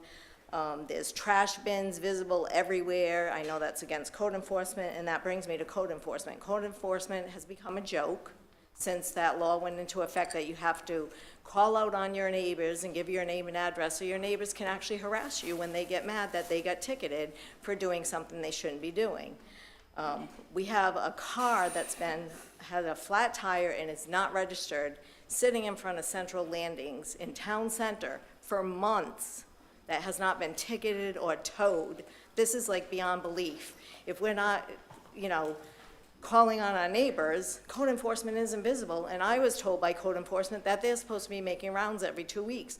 Well, how come there's a basketball court and a median that's been there for 4 months? How come there was a motorhome in a driveway for 8 months? This is just beyond ridiculous. They're full-time positions, they get paid a decent wage. If we have to tattle on them, on our neighbors to get them to do their jobs, that's unfortunate, and we shouldn't have to pay for that in our taxes. So, thank you. Thank you for your comment. Next speaker, please. Hi, name is Susan Fine. I moved here in 2021. My taxes were $5,200 the year that we moved here. This year, with your tax increase, my bill was a shock. I'm very angered. My taxes are going to be $7,500. I'm a teacher. That comes out to $625 a month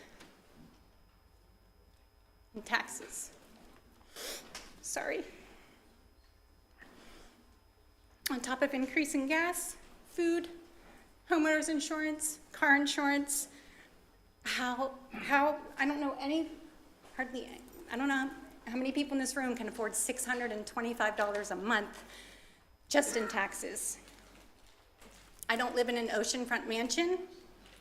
My house was built in 1979. It's an 1,800 square foot home. My dream was to move to St. Augustine, which honestly, I wish I would have. My taxes would have been about $2,000 less there than here. And their schools are better there.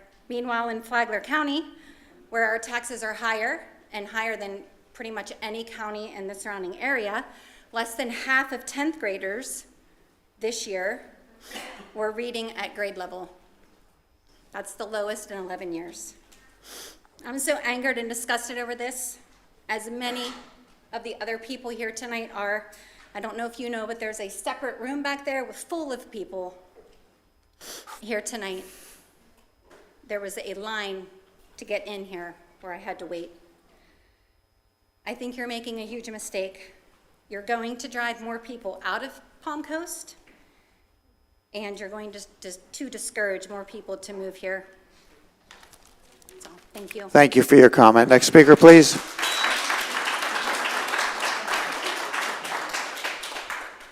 My name is Robert Meyer. I live on 117 South Cooper's Hawk Way. I wasn't planning on speaking this evening, but listening to some of the stories and thinking about things that have happened to me over the years, I got married at 18 years old. My wife was 18 years old. And we had a child right away. And then a year or two later, we had another child. So the family started to grow. A couple years later, my wife says, you know, I'd like to have a couple of more children. And I says, wait a minute. We don't have the money to continue to grow like this. We just can't do it. And I think about that analogy, and I say, you know, okay, well, 17 years later, we were able to grow again. So we had 2 more children. So we ended up with 4, been married 62 years. Now, when I listen to the stories, and I hope you've all really been sincerely listening to these people tonight, because they got a really tough story to tell you, and you've got some rough decisions to make. But I believe that the reason you're having to raise taxes is simply because of the actions you're taking to continue growing this place too damn fast. You can't keep making the decisions you're doing. If you do, we're going to continue to grow taxes, because I read in the paper that one of the reasons that you need to do this, you feel you need to do it, is because of the rapid growth. But at the same time, you're the ones that are perpetuating the faster growth by working with developers, and all this stuff is maybe good, but again, I had 2 kids. I couldn't grow anymore because we couldn't afford it. You can't have any more kids because you can't afford it. Thank you for your comment.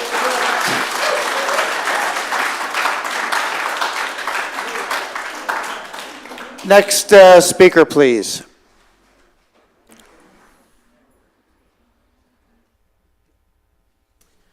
Hi, I'm Rita Maderos of Palm Coast. I have a son that's 32, and he moved here. He makes too much for low income, but not enough to pay rent. So you're losing that group of people. He has nowhere to go. Do they have to go back and live with the parents? They should be able to afford an apartment. They shouldn't be able to be kicked out either because it's all for seniors or it's for low income of people who haven't worked and pay. And he's making $20 an hour. So for him, he doesn't have benefits, medical benefits. He doesn't have eye benefits. He has no benefits, no dental, no nothing. He's got enough cutting back his food, paying his rent, and struggling to do that. And I know there's many other people his age that want to be responsible and make their own living. So I ask for you to look at that range also. Thank you. Thank you for your comment. Next speaker, please.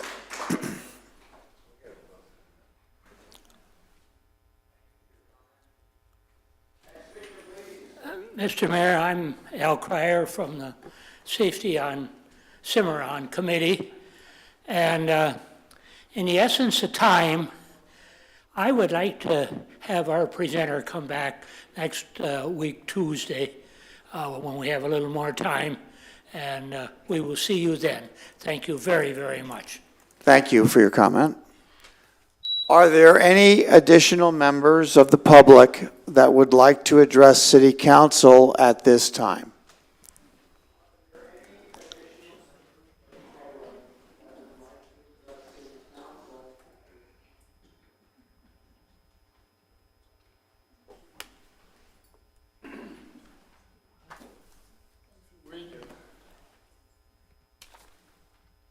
Yes, sir. Good evening. My name is George Kwiatkowski. I've been a resident of Palm Coast for 30 years. As I was driving down Belterra Parkway, heading north on Friday 2:30 past Buddy Taylor and Waterway School, the traffic was outrageous from people picking up their children. Now, they turned they turned Belterra Parkway into one lane. And I know that a fire apparatus from Station 25 would never have a hard time getting on a call. So I recommend that you use the street behind Peter Zamba Pool for your overflow of traffic. I put a comment in on the neighborhood website, and comments have not stopped. They're all in favor of having something done. Bunnell started a street pattern that Palm Coast should look into. Thank you very much. Thank you for your comment. Any other members of the public like to comment to City Council at this time? Seeing no one step forward, I will close this portion of the agenda for public comment. I will come to the dais.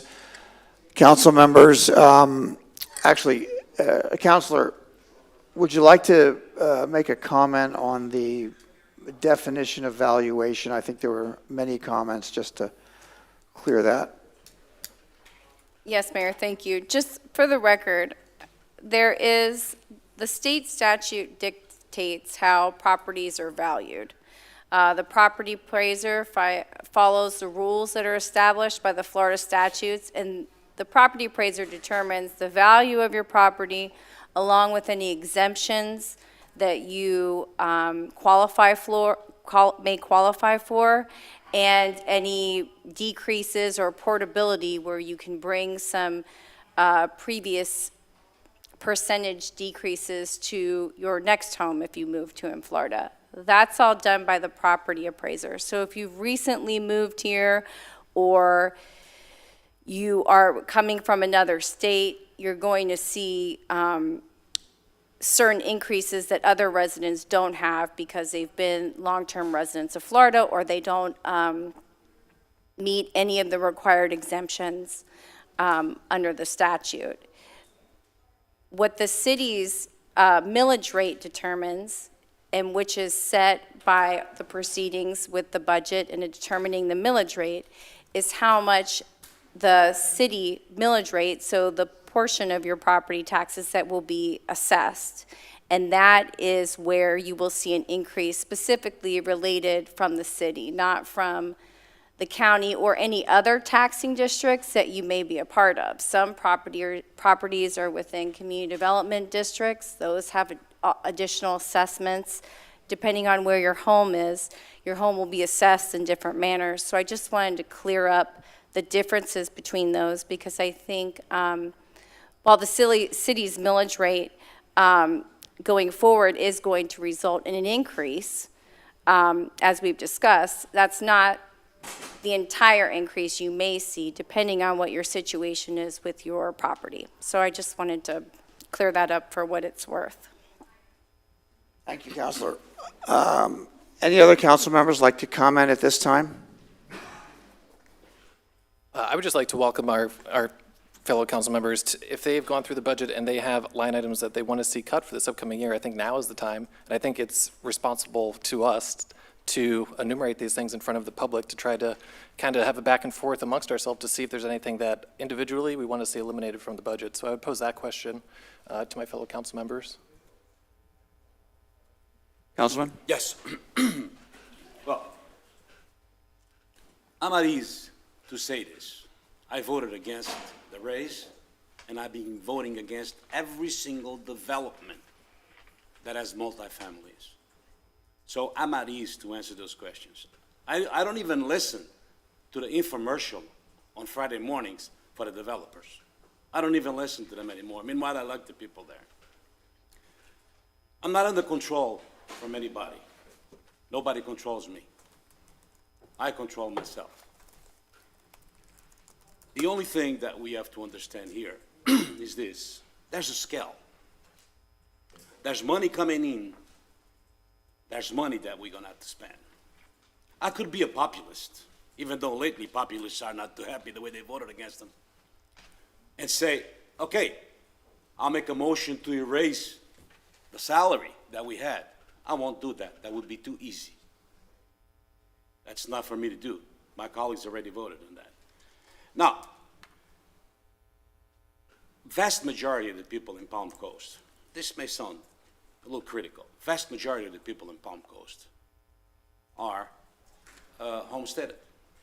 My taxes are gonna go up $51. That comes to $4.25 a month, if I'm not mistaken. Maybe there are people out there that can't afford it. I could, but there are people out there that can't afford it. Now, we could cut. No more cops. No more firemen. Hey. We've had public comment. Now, please respect the city council members. That's my warning. I could tell you from here to eternity that I would love to cut cops, if I could, firemen, if I could. What you need, we got to give you what you need. Now, the lady came here, and rightfully so, she said about our capital improvement plan.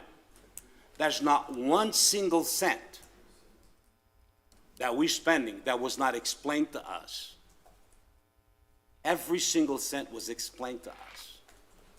If you think this is an easy decision, it's not. I could just very well say, no, let's not raise taxes. But guess what? Next year alone,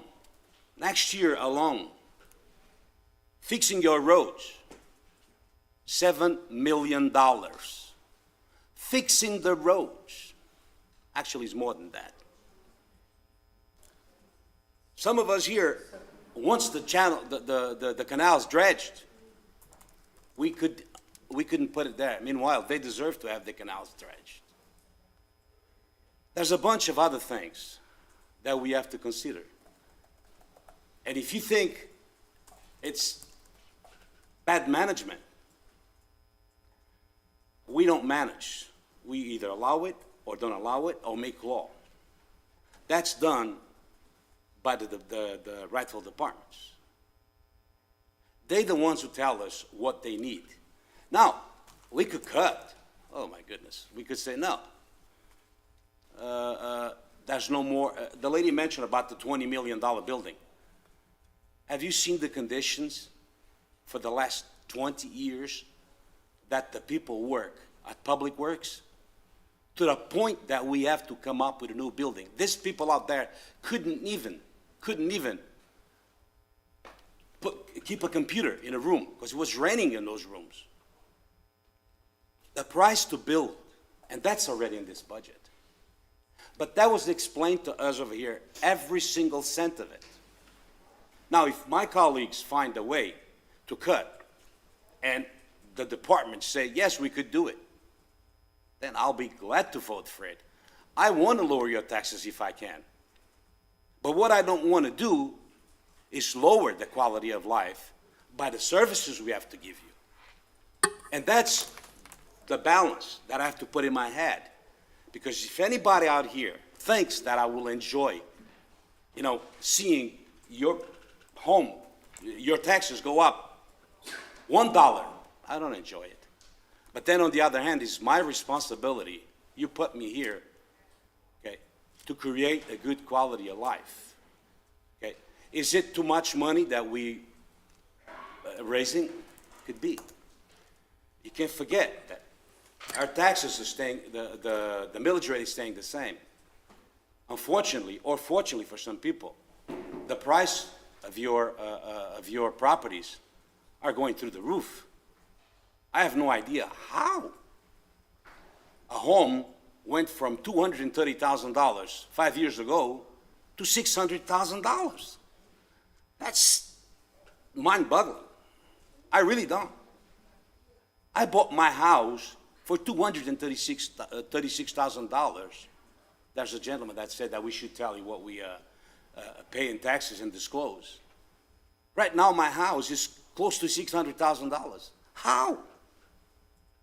I don't know how, but it is. It is. If you look, Respectfully, I'm sorry. Excuse me, ma'am. That's a warning. That's your warning, okay. well, you don't have to warn me, but Thank you. zero of what the people said. Shame on you.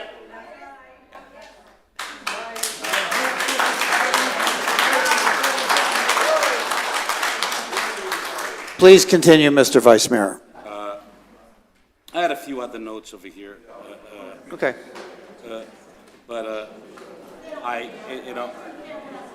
Okay. Hold on for a second. Hold on. Now, apparently, maybe I have a couple. Let's let the people leave the room.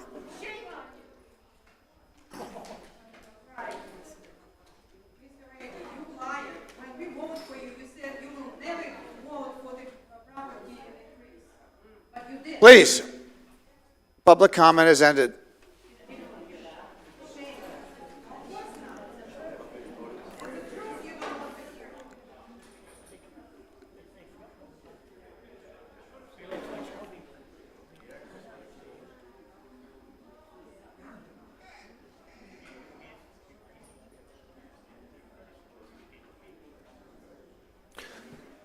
Councilman Danko, comments? Yes, I do have some comments. We do need certain things. We do need police. We do need firemen. We do need EMTs. We do need roads. We need clean water. But there's a lot of things that we can hold off for at least one single year.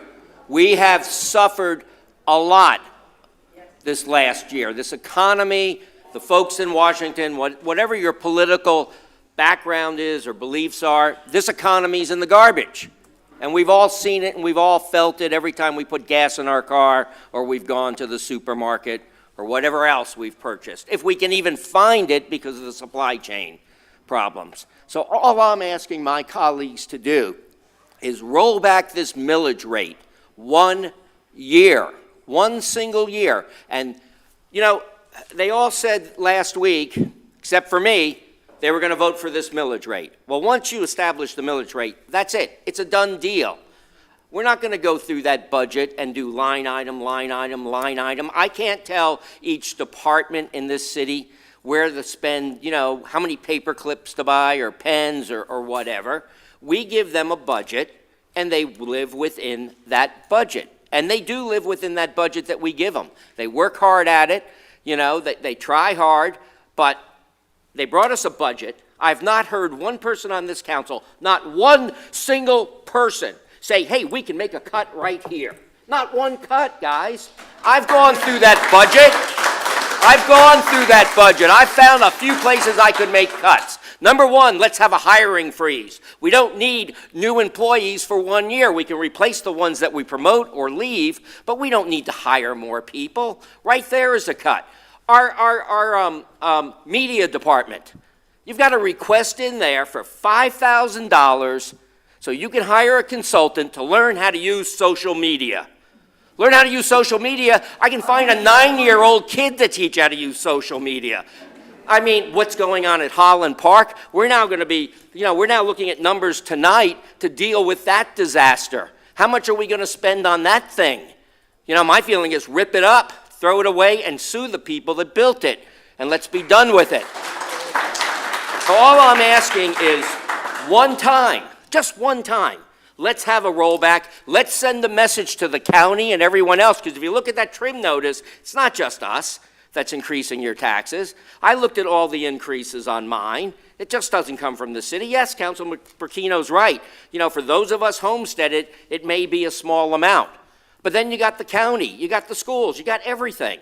If we set the example, we're Palm Coast. We can set the example, and the rest of them can follow one single year. So I'm not going to vote for this millage rate Thursday night. I'm going to vote for a complete rollback. And as I pledged to you when I ran 2 years ago, I'll never vote for a tax increase. I'd rather drink antifreeze. Thank you, Councilman. Councilman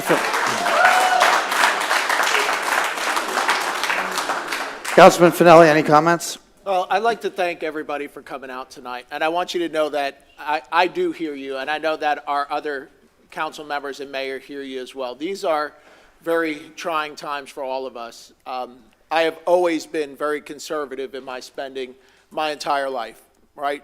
I manage my budget at home, but I'll tell you, no matter how hard I try, and I heard it from many of you tonight, I cannot keep the same budget that I currently have and maintain the same level of care and services in my home. My fuel cost has gone up. My utility costs, all my costs have gone up. My insurance costs, everything has gone up. So now what I'm looking at in my home is what can I eliminate, right? So I'm looking at my cable bill. Do I really need the services that I have for cable, right? Because we've trimmed the fat. There is no fat. Fat's gone. We're talking about meat. We're talking about services. We're talking about quality of life. I went through that budget line by line more than one time. There's no benefit to this position for me beyond the $300 and something checks that I get. I won't even see $1 of that raise. I'll be off the council before it even comes here. I am here to make good decisions for you, my neighbors, my citizens. Hard decisions. Decisions about, do we cut services? Do we look at what we can do without? Or do we look at how we can reach some type of balance between what we need and what people can afford to spend? And I've been trying to do that. There isn't any fat there. There isn't this extra that can be trimmed back. When we look at things such as our regional southern recreation facility, that has no impact on the budget whatsoever. None. Lehigh Trailhead, no impact. That won't affect your taxes at all. A lot of the numbers that I heard tonight were not accurate numbers, not even close. So if any of you have any questions about the real numbers, about what it is, you feel free to email me. I want to be transparent with you. I want to support you. I want to be a good citizen, a good neighbor, and a good friend to all of you. But sometimes doing that means making hard decisions, decisions that aren't favorable, but it's the right thing to do. That's all I have. Mr. Mayor, Thank you. If I can. Yes. So throughout our budgeting process, this really begins with our strategic action planning, and we as a council set our priorities and what we're trying to accomplish, not only with our entirety of our term, but also on a year-to-year basis. And staff does an incredible job of listening to the pillars of change that we're trying to create and then incorporating them into a budget. I have given up, at least for 1 year, the solar feasibility report, which I believe can be an overall investment that ends up paying the city back. But we've pushed that out a year. And I'm going through the budget the same way that everybody else is. But we do have the ability to go line item by line item because it's a public budget. It's not a big deal. Everyone can download it from palmcoastgov.com.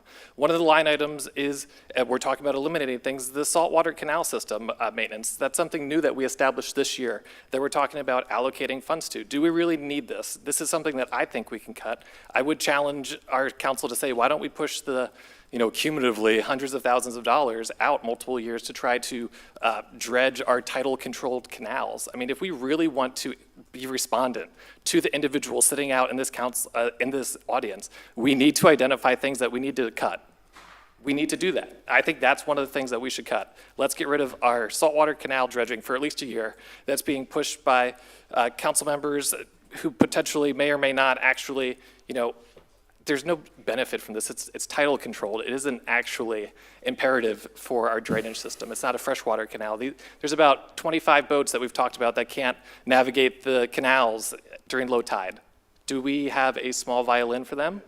Or are we going to spend the funds that are being allocated here, hundreds of thousands of dollars, to potentially tell us that we need millions of dollars to dredge the saltwater canal? I think that's something that we can eliminate. Let's do it. Let's save money. Let's eliminate the saltwater dredging feasibility study.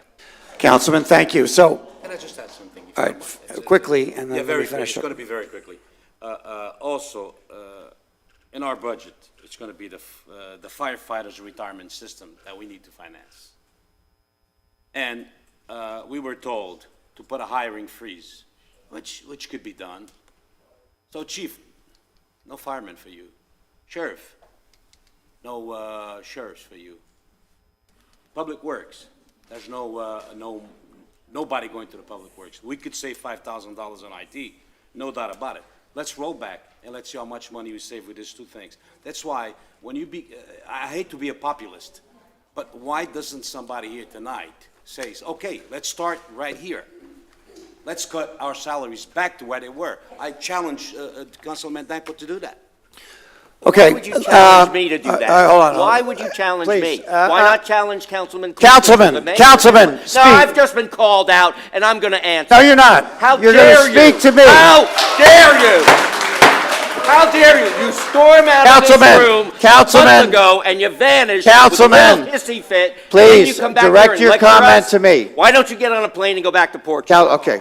Councilman, Really? relax. All right, let me, stop. I'll make the motion. Let me make my final comments for the public comment tonight. Councilman Clufus, I appreciate your challenge. I suggest that each city council member detail the line items that they would like to adjust or have the city manager adjust.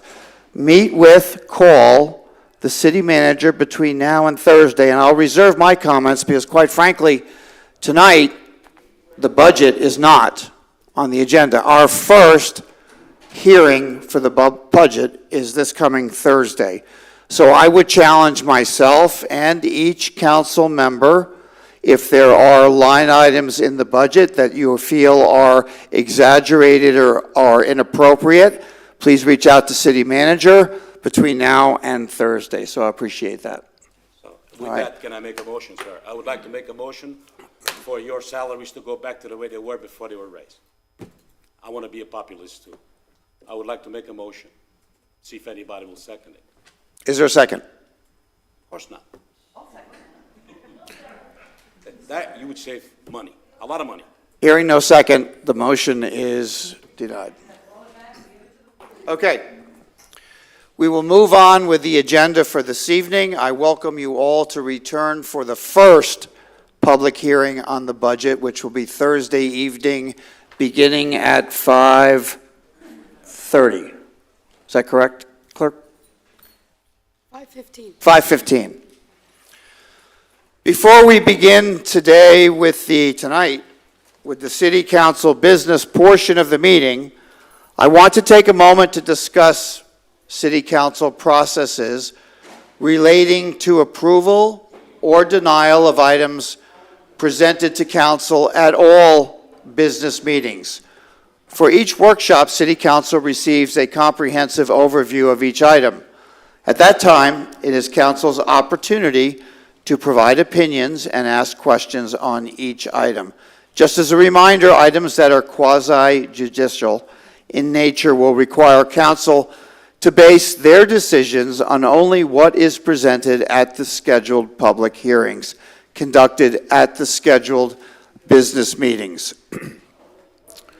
The purpose of a business meeting is for Council to review and weigh all the evidence and take action with decisions based on all information presented both at the prior workshop and today. With that, we'll move to item number 5 on the agenda, Section G, and if Council would read the ordinance into the record, please. Yes, thank you, Mayor. This is an ordinance of the City of Palm Coast, Florida, establishing the Landings Community Development District pursuant to Chapter 190 Florida statutes, providing for functions and powers of the district, designating the initial Board of Supervisors of the district, providing for severability, providing for conflicts, and providing for an effective date. Council members, this is a quasi-judicial matter, so if there's been any ex parte communications, please disclose them for the record now. I have received emails, but it will not affect my decision-making this evening. Thank you. I had communicated with a few residents, and then they responded back to me that their questions had actually been answered by the representative for this item, so I have no communications that would impact my decisions. Okay, thank you. I had a few emails as well, but I'm not sure if it was prior to.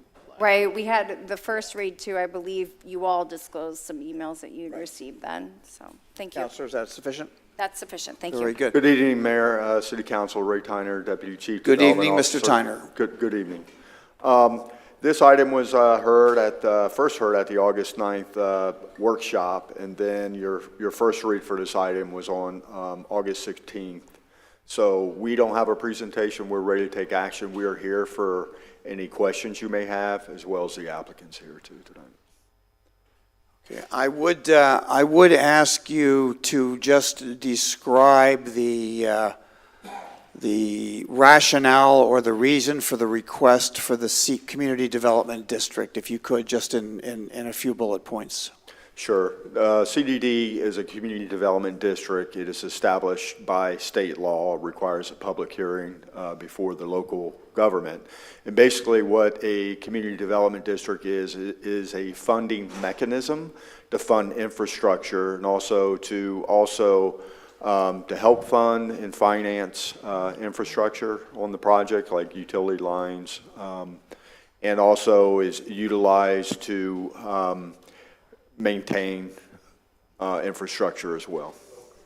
Very good. Any questions from City Council members on the CDD? The questions that I fielded were regarding duplexes and how that would impact fees collected. But again, like I said, the respondents were able to answer their questions, so I have no further questions. Questions?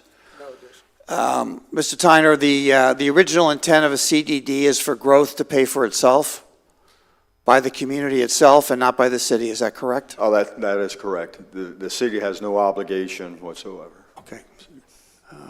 Without any other questions from City Council, I will open up the item for public comment. Is there a member of the public that would like to come forward and make comment? Yes, ma'am.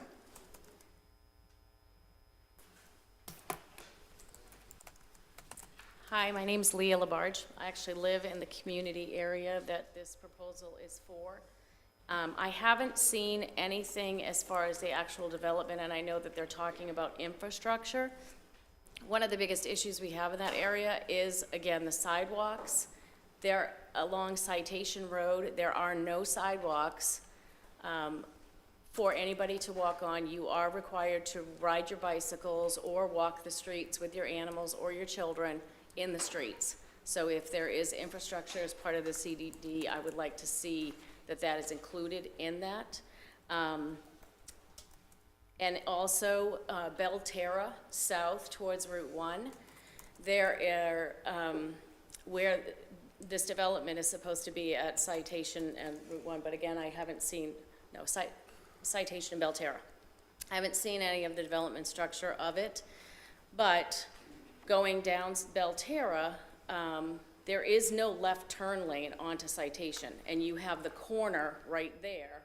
As you're going around, there's an assisted living property right there, and then further down into the K district. If that development, depending on where the in and out entrances of that property are gonna be, is there going to be a left turn lane created on Belterra to allow that traffic?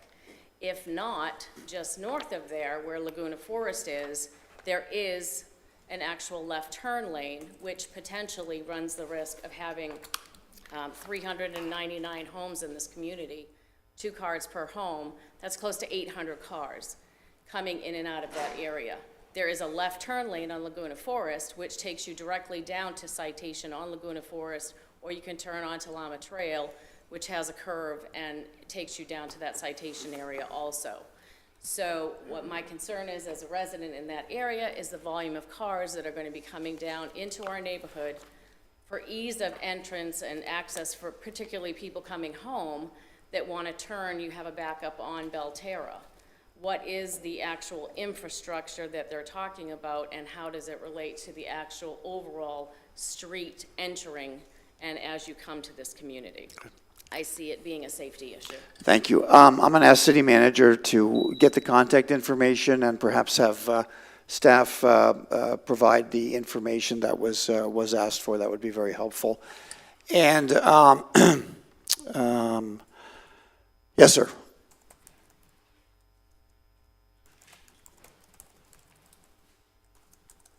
No more baby stories. I kind of feel like I'm in the 9th inning, losing the game 3-0, and I'm playing against your team.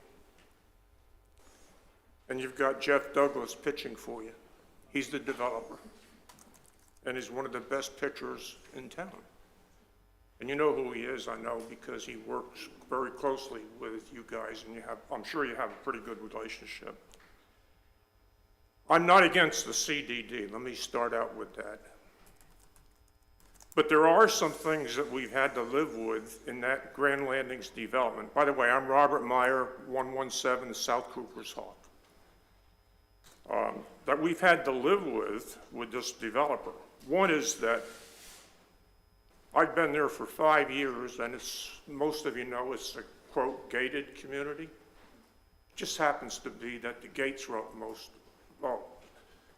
there's one gate that's closed at night, and the other gate's open 24/7. So it's really not a gated community, and the only reason it's not is because your pitcher, Mr. Douglas, insists upon the gates being open so that he can sell more homes. The new Phase 5 is going to have 399 homes. There were some changes from the last meeting that were positive relative to rental versus villas. That was the good news. But there's a before, what I'm looking for the board, because once you okay this, there's no oversight on this CDD. You're out of it. So anything that you think needs to be fine-tuned before you approve this has to be done now. Otherwise, we're stuck with it. One of the conditions that I feel is important is that before this development starts, that the gates are closed, period. No more gates, because actually, I believe they're going to have a model home if they have one in Phase 5. And there's one part of the phase allows the traffic to come into our current development. Now, I don't know at this point if there's going to be, they're going to have an exit on Citation, but they also have a second exit. But the other thing is, and I wanted to read this and I blew it. I wanted to quote Mr. Chimondo back in 2019. Could I? You can leave it to give it to the clerk, and she can copy each of the council members on Okay. it. Okay? It was basically his statement about amenities. If we continue to grow, that Okay. amenities would come. Thank you. But there's no condition by currently. Just to the clerk. Thank you. Thank you, sir. Can I have that back? Yes, I'll get your name. Let me get your name, sir. Thank you, sir. Sir. She was going to get your name real quick. Are there any other members of the public that would like to speak to this item to City Council at this time? Seeing no one step forward, I'll come back to the dais. Mr. Tyner, I have a question for you. Can you describe the CDD for us? There will come a time, I'm not sure of the timeline, when the CDD will be composed of elected residents of the community, and all decisions regarding CDD matters will be made by those residents. Is that correct?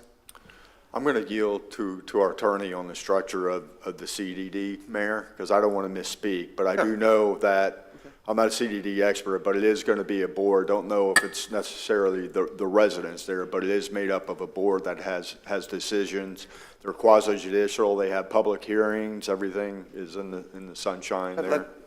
Let's see, please. Sure. So the CDD will eventually be turned over to a resident board. They will have elections, and the residents will be elected. That won't be done until the development's what's called substantially completed. Then it will be turned over, called turnover. It's a process that occurs. It transfers everything from the current CDD, well, what will be the CDD board after this is approved, which is by the developers, held by the developers, because they're the property owners right now. Once the lots are sold off and the project's substantially complete, then it will turn over to a resident board, and they will have elections and raise correct. All their meetings will be in the sunshine. They'll have meetings every month, and they'll operate as a small local government, essentially. And also, Mr. Tyner, the residents of the CDD will also be members of the current HOA. That's what I believe, sir, yes. And have, You should have the applicant answer that. Yeah.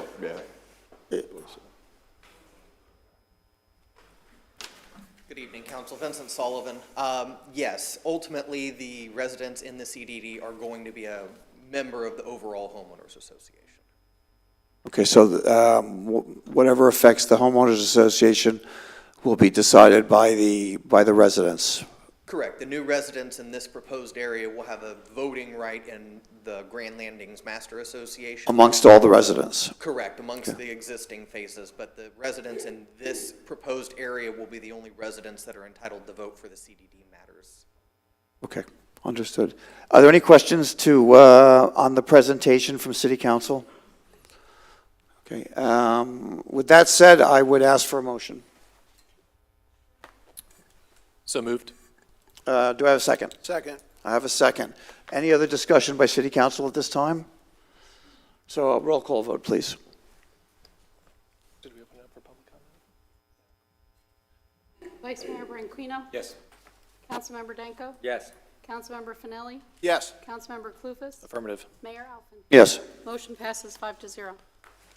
Thank you. Next item will be first read of number 6. And Councilor, if you would read that in, please. Yes, this is an ordinance concerning amending volunteer firefighter retirement system. An ordinance of the City Council of the City of Palm Coast, Florida, amending Chapter 2, Administration, Article 6, Retirement, Division 2, Volunteer Fighter Retirement System and Trust Fund, amending Section 2-531, Benefit Amounts and Eligibility, amending Section 2-549, Supplemental Benefit, providing for severability of provisions, repealing all ordinance in conflict herewith, and providing for an effective date. Ms. Alves. Good evening, Mayor, City Council, Helena Alves, Financial Services Director. I am here to introduce to you Tim Wilsey. He He is the chair to the board of the City of Palm Coast Volunteer Firefighter Retirement System. The city's finance department acts in an accounting capacity for the pension fund. We attend the quarterly meetings, and we provide the Volunteer Firefighter Retirement Board with an accounting of all transactions for the quarter. We also coordinate the financial reporting with the city's external auditors during your annual audit. And I'm proud to add a recent graduate of the Flagler County Leadership Program. That is correct. Yes. You're welcome. Good evening, Mayor, City Council. Such a fruitful evening you've had. So tonight, obviously, she gave, you got the background of it. So we are here with a couple of updates. We've been working on this for quite some time. And this is to enrich the benefits for the volunteer firefighters. So, all right, so a look back at Palm Coast Volunteer Fire Rescue. 1973, Palm Coast Volunteer Fire Rescue has been providing fire protection and EMS services. In 1993, the Palm Coast Volunteer Firefighters developed a charter for the volunteers. And in 2002, Palm Coast Volunteer Fire Rescue was incorporated as a 501c3 nonprofit organization. The defined benefit plan was established and funded by Florida Statute 175, and this was the original ordinance that was created and adopted. The plan was designed to have a $0 financial impact on the city, and it's lived up to that. Today, the corporation continues operations and support to the Palm Coast Fire Department. The support given from the volunteers provide public safety and awareness through city events, as well as support staff for fire operations. Since inception, the Volunteer Corporation is 100% funded by donations and does not utilize city dollars to operate. The raised funds are used to provide educational opportunities, purchase fire prevention materials in collaboration with the fire marshal, and provide funding for the annual Hall of Terror, as well as many other community services. Palm Coast Volunteer Fire Rescue also maintains the internship program, keeping potential future firefighters ready when a position opens. The intern program ensures no lapse in operation or services when a vacancy presents itself. Excuse me. To recruit and maintain membership, the LOSAP, or Length of Service Awards program, was developed. Palm Coast Volunteer Fire Rescue receives 50% of the available state monies that are granted by Florida Statute 175 to fund this program. The Florida Statute 175 is funded with 1.85% of the homeowner's insurance premiums, and that's where those monies are derived from. It is my understanding currently that the city, that has a city consultant, is conducting a feasibility study to explore paid firefighters of the department transitioning to a 175 defined benefit pension plan. The proposed plan improvements will not affect the outcome of this study. So what is LOSAP? Who is the Palm Coast Volunteer Fire Rescue? They're your friends, they're your neighbors. A large majority of them are actually in the room now if you look around. Top left are some of the special events that we do if you're looking at your screen. On the left there, you'll see recently you presented 30-year awards to some of our volunteers, which was important, as many other things that we do, parades and get-togethers throughout the city. So what is LOSAP? LOSAP is your Length of Service Awards program. It is a defined benefit at retirement. Currently, it is at $65 per month per year of service. Excuse me. The commitment of this program was to never have a financial impact of the city. The program has remained committed, and city funds have not been used to this day. How to qualify? A member must attend 8 business meetings, attend 50% of scheduled trainings, respond to 25% of page calls, and attend 25% of special events. Again, we emphasize there has been no cost to the city because we are 100% volunteer and there are no paid members within our organization. Currently, there are 5-year vesting for the defined benefit portion. So the following are the proposed updates. To enhance this program, we're preparing for current economic conditions and to plan the initiatives for recruitment and retention. Increase our current retirees to $75 per month benefit.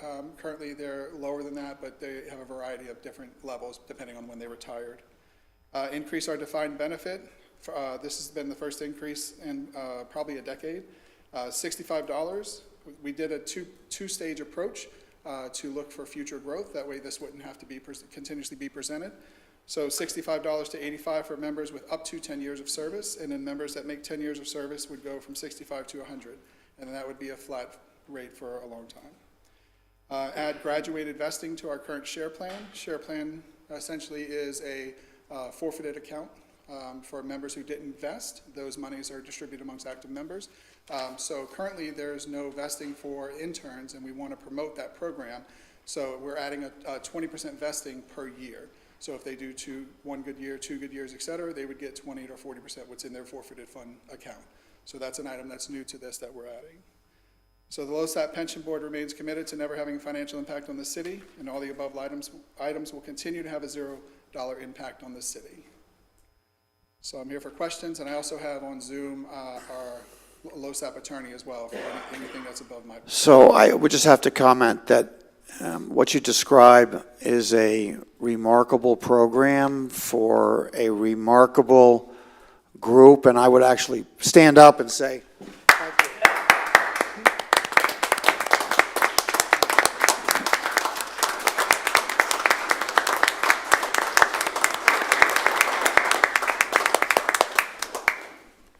We can't possibly tell you how much we appreciate your efforts, and please keep up the good work.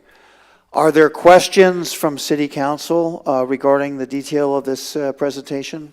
Just have one Yes, sir. quick comment. First, thank you guys for everyone who volunteers. You're running towards danger, which is an incredible thing. So super grateful in that regard. My question, Tim, would be, do these adjustments have any impact on the fee studies that are going on right now? And is that detrimental in any way to the timelines? And will they be able to flow in parallel without friction? So currently our plan is overfunded. We're a little under 150% funded, which is odd for the current economic conditions. So with the changes, it would bring us into the 130s. I don't know the exact number without pulling a study. It will not affect it. We've had conversations, and we told, union representation and the president that, if it comes time where the changes need to be made, we'll adapt accordingly. No one's here to take anything from anyone. We will adapt the defined benefit accordingly when that time comes. But currently, right now, we have not had any kind of changes or alterations to this plan for approximately a decade. I don't remember the last date, but I can pull the ordinance. So that's why we're making these changes, because obviously everyone's facing some interesting economic conditions right now, so any little bit helps. So for them, mostly for the retirees who are putting in service, this is going to help them at home every month. Understood. Thank you. Any other questions from City Council? I would, is there any additional presentation? So then, That's what you're doing with me? then I would open up for public comment. Are there, yes?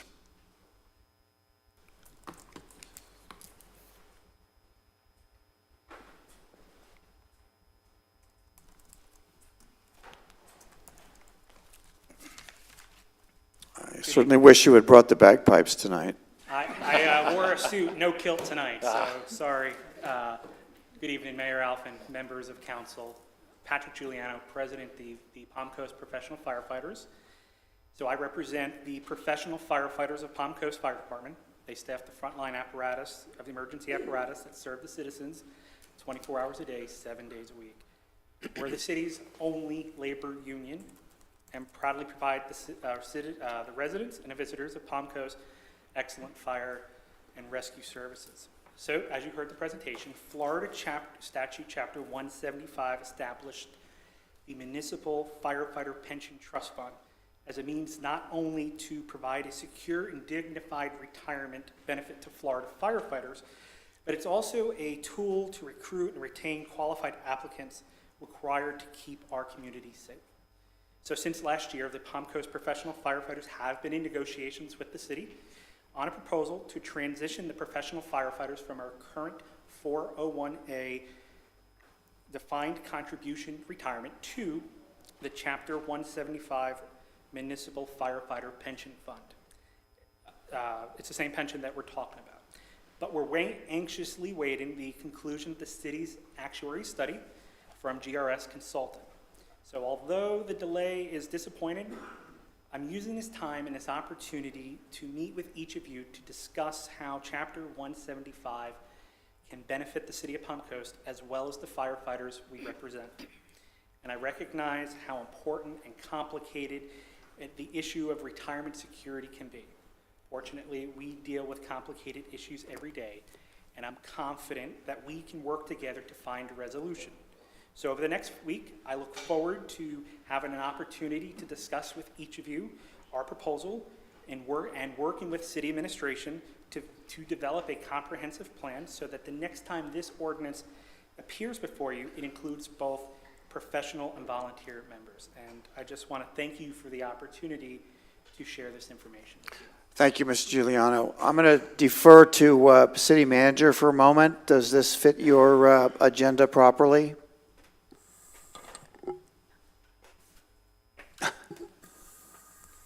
Yes, Mayor, thank you very much. And we look forward to moving forward cooperatively and having these discussions through administration and through your leadership.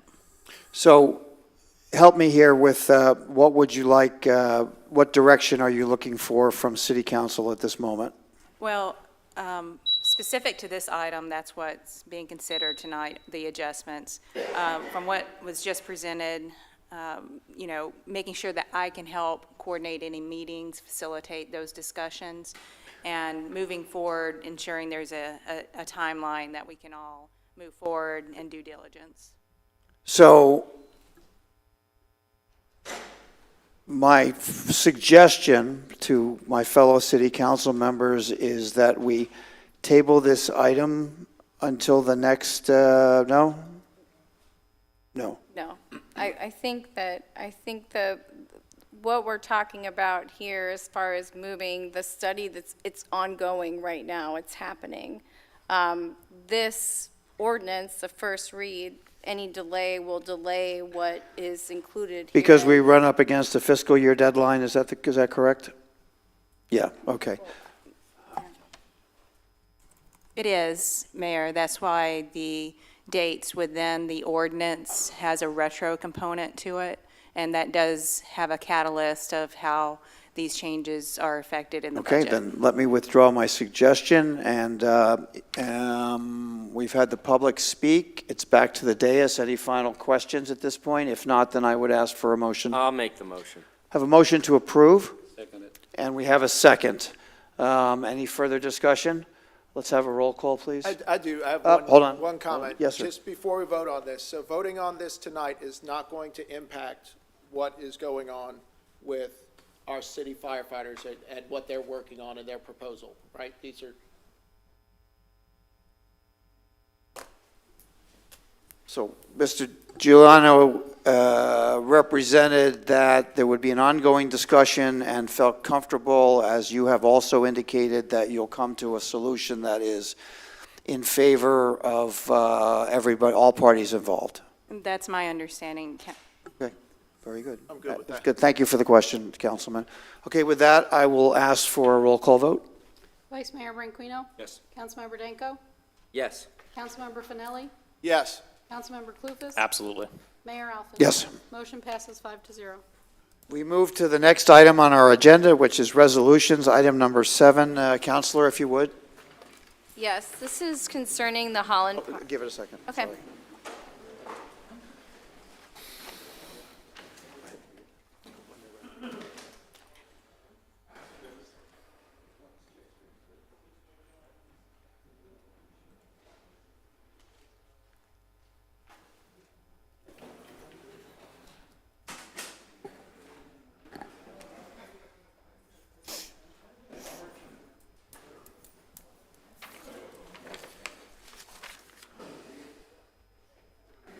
Okay, this is item number 7 on the agenda, the Holland Park splash pad repair.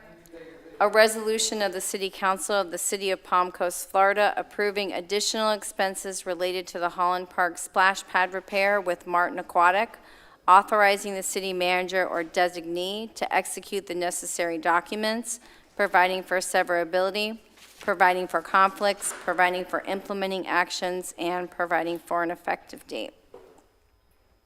Carl Coate is here to make the presentation. Yes, good evening, Mayor and Council. Carl Coate, Director of Stormwater Engineering Department.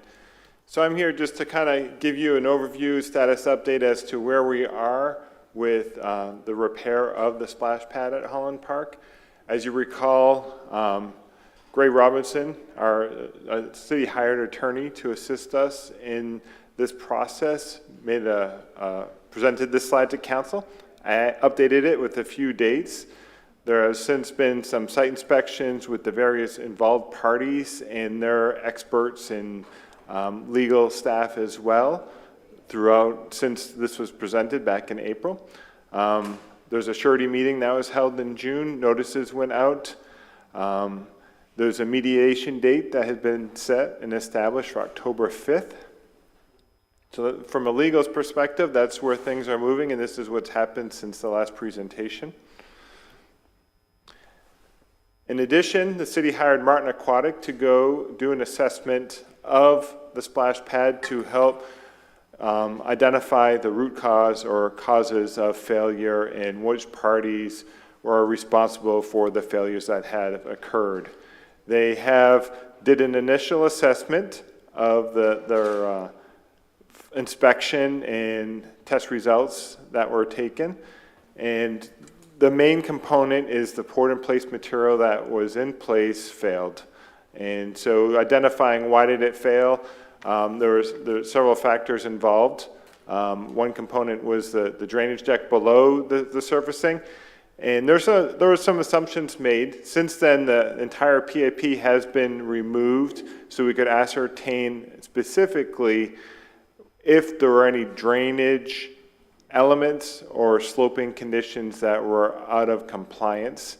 That has occurred. A survey of that slab area also has occurred, and they are currently reviewing those findings, but their initial findings were that there is some, but it's not extensive. The primary root cause of failure is indeed the PIP material not being not a proper material, and there was some potential installation concerns. So there's some items identified in the report as to what needed to occur to complete a repair of the system.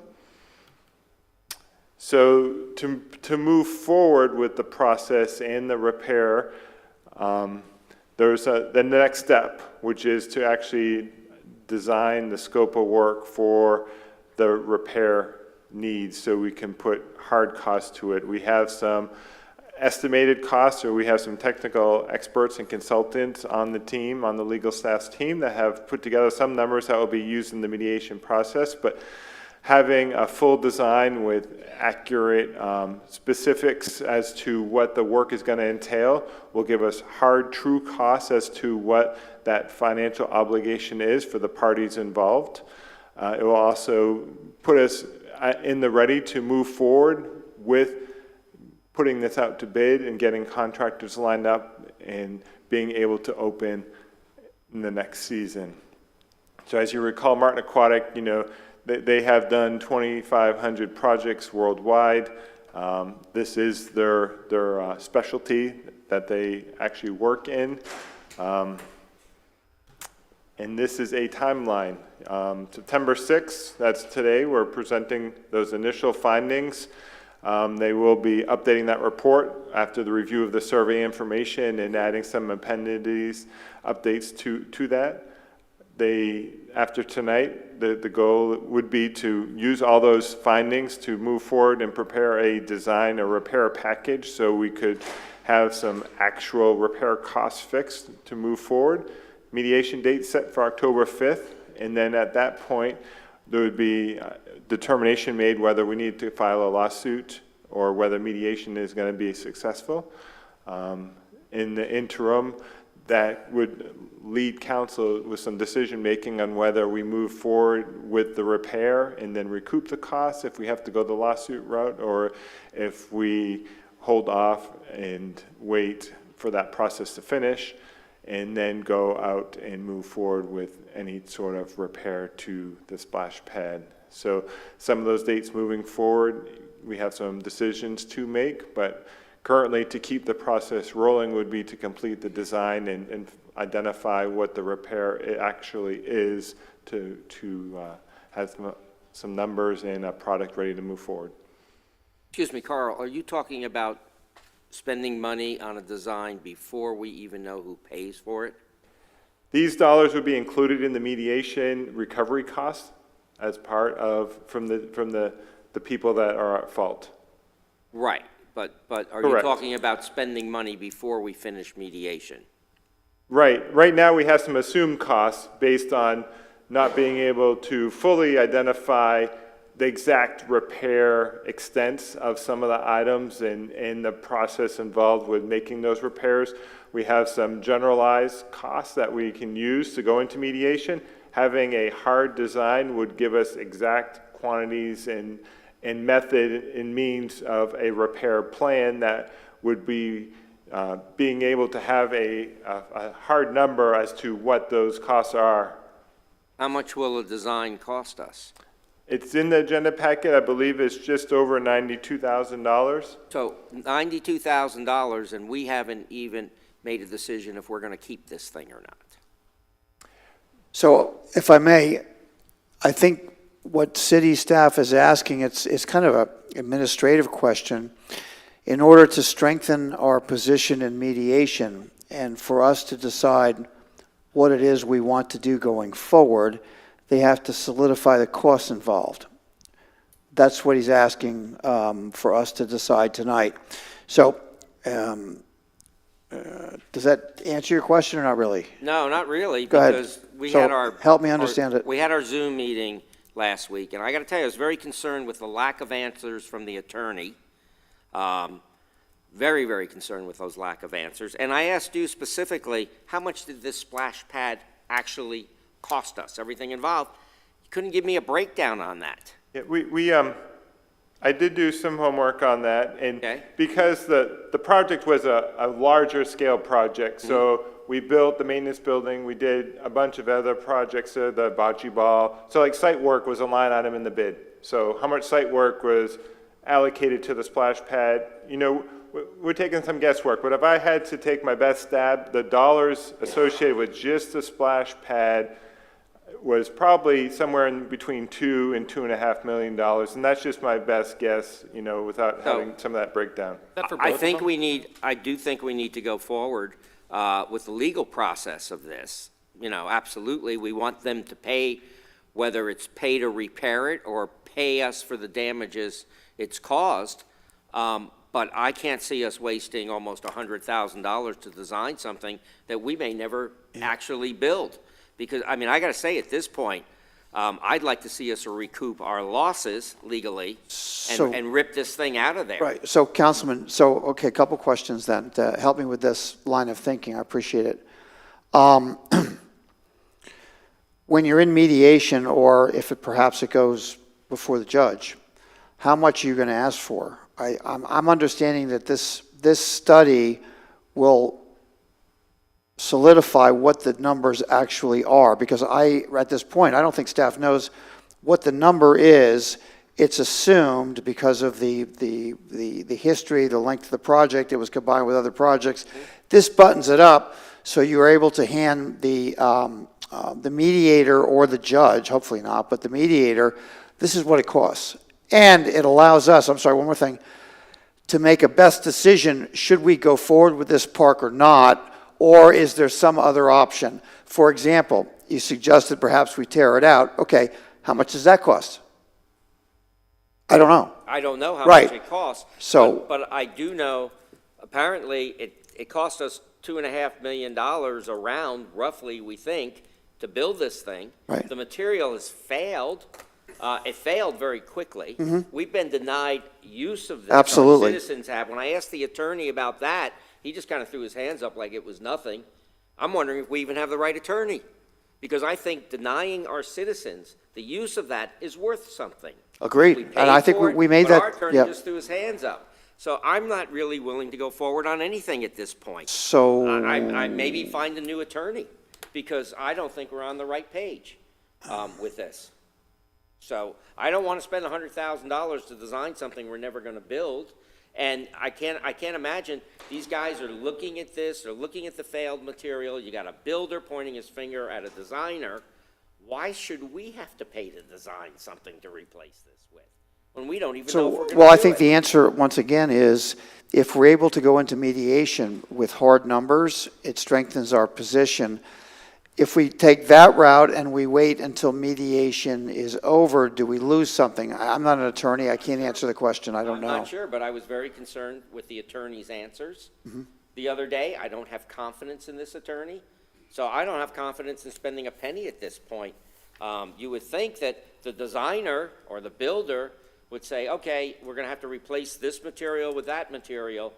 It's going to cost you this much money. So I remind you that there's How not, hard can it be? there's not just a builder, there's a builder and a designer who are in a feud. Right. So again, until you quantify the values, it makes the argument very difficult. And because what my big concern is, I want to get all the money back, including monies for lost use by our residents. That's extremely important. I said that on the first time that this was presented. I agree. I agree, but until the court rules that the designer's at fault or the builder's at fault, I don't see. Or perhaps until we both. get that ruling. Yeah. Then we go back and say, okay, fine, the designer's at fault. It's going to cost this much money to do a new design and build this thing. Then we go back and we get the money that we should be getting. All right, so, okay, let me ask Carl. So the information that this $100,000 would provide has been requested by the attorney for mediation. This is our process. Help me understand it better so I can understand Mr. Danko's I guess position. it would be a joint request. The legal is requesting exactly as you say, so they can more well-define the costs and the implications as to what needs to be repaired. Is it more design work failure, or is it more of a product failure? And how does that proportionally lay out in terms of what those costs are to further replacement? From the city's perspective, we obviously want to get this reopened as quick as possible. So the longer we wait to go through the design process and bidding process, if we choose to move forward with replacement of the surfacing material, the quicker we can have it reopened. So that's the city's push is to. So getting to this done. Councilman Danko's point, and I'm going to ask the city manager this, what's your level of confidence that we are going to recoup certainly this expenditure and then obviously some portion of the total cost?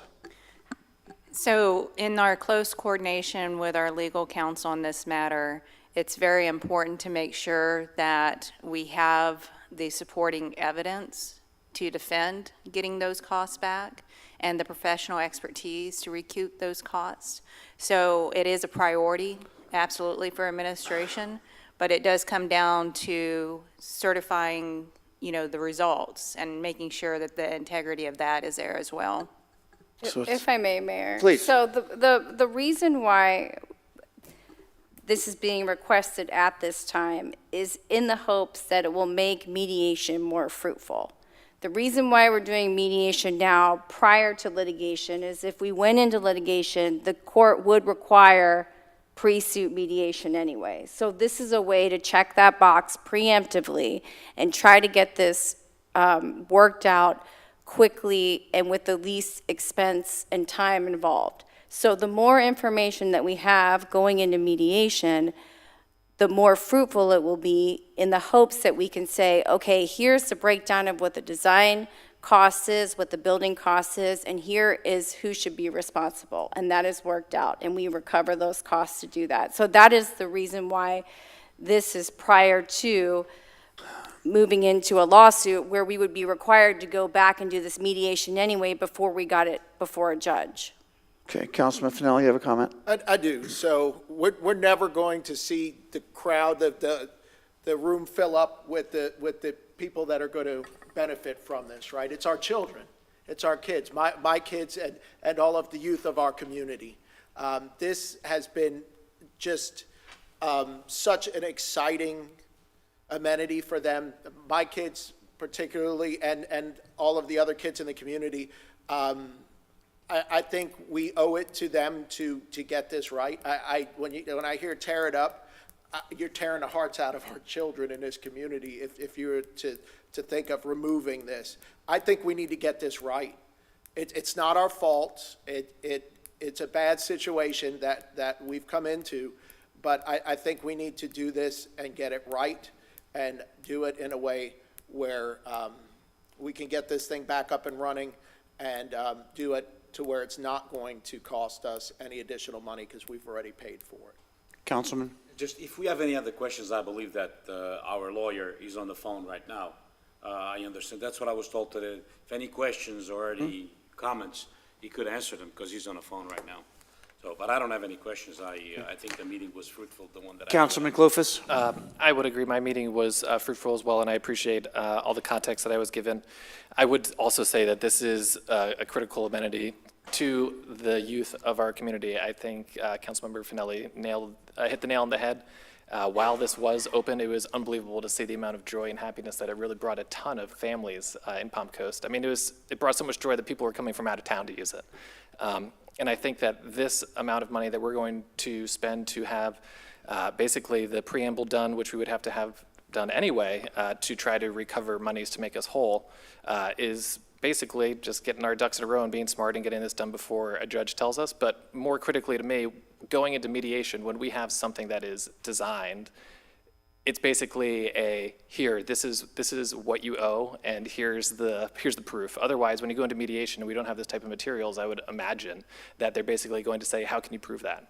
Yeah, and we can't. But this should give us that ability, and I'm hopeful that mediation is still fruitful, but if it has to go to court, at least we already have this done, and we can skip that duration of time and try to get this thing back open and kids enjoying their lives.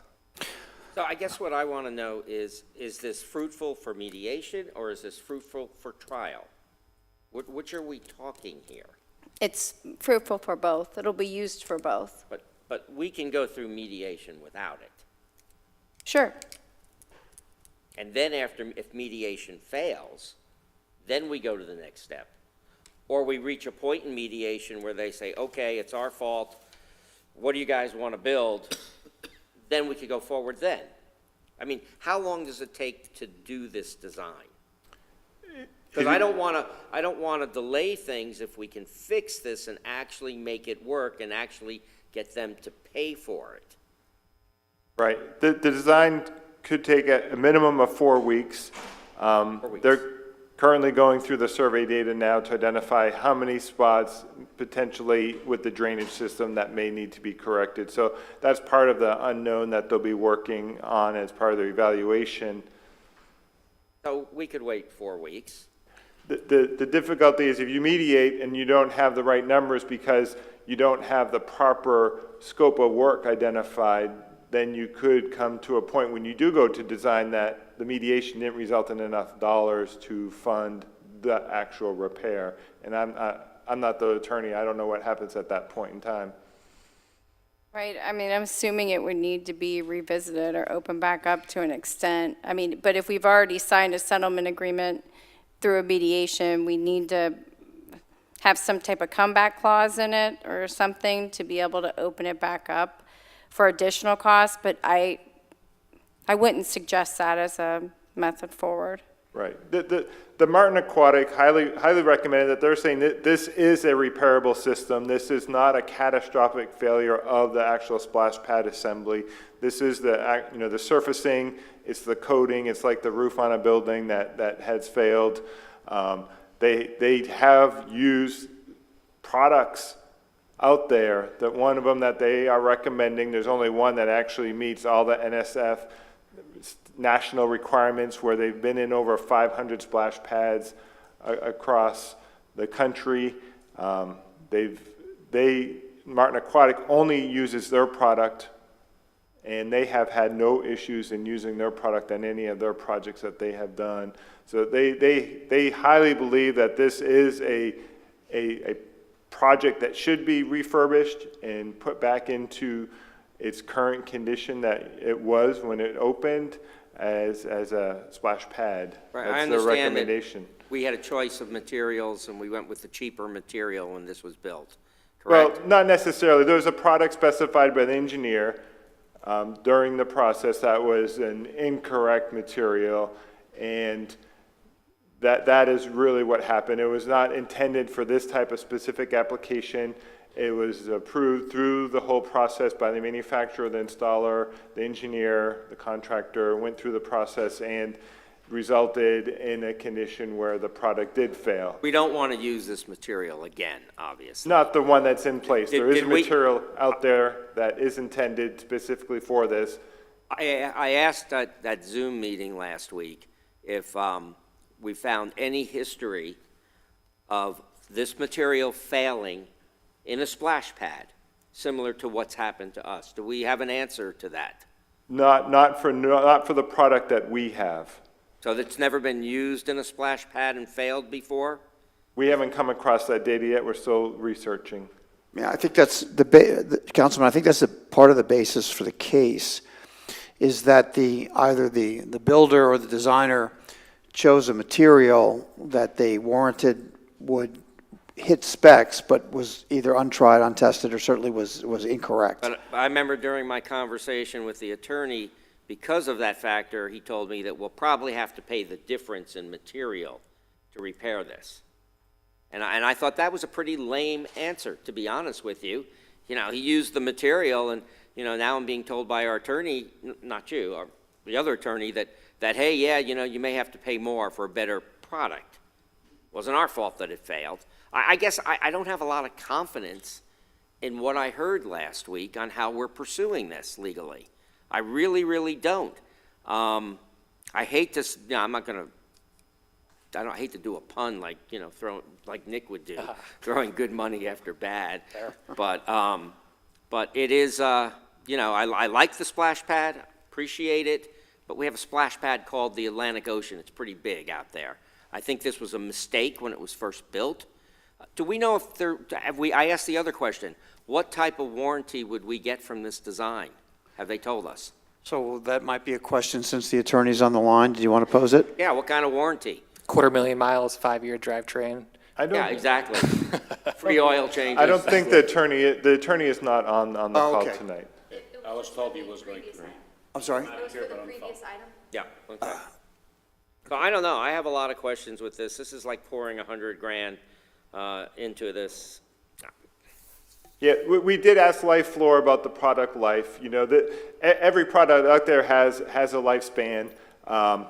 The product that would be recommended comes with a 5-year warranty, I believe. But they intended, based on, there's several factors that impact how long that lasts. This product is used at some of the theme parks like Volcano Bay, Fun Spot, Blizzard Beach. So it is used at high volume water parks here in Florida. They said in our condition, based on what they see here, we would get at more than 7 years. The product lasts longer than the warranty. So the warranty was 5 years. They said 7+ years at a minimum. They come in 2-foot grids where you can actually do spot where there's high wear. Tiles.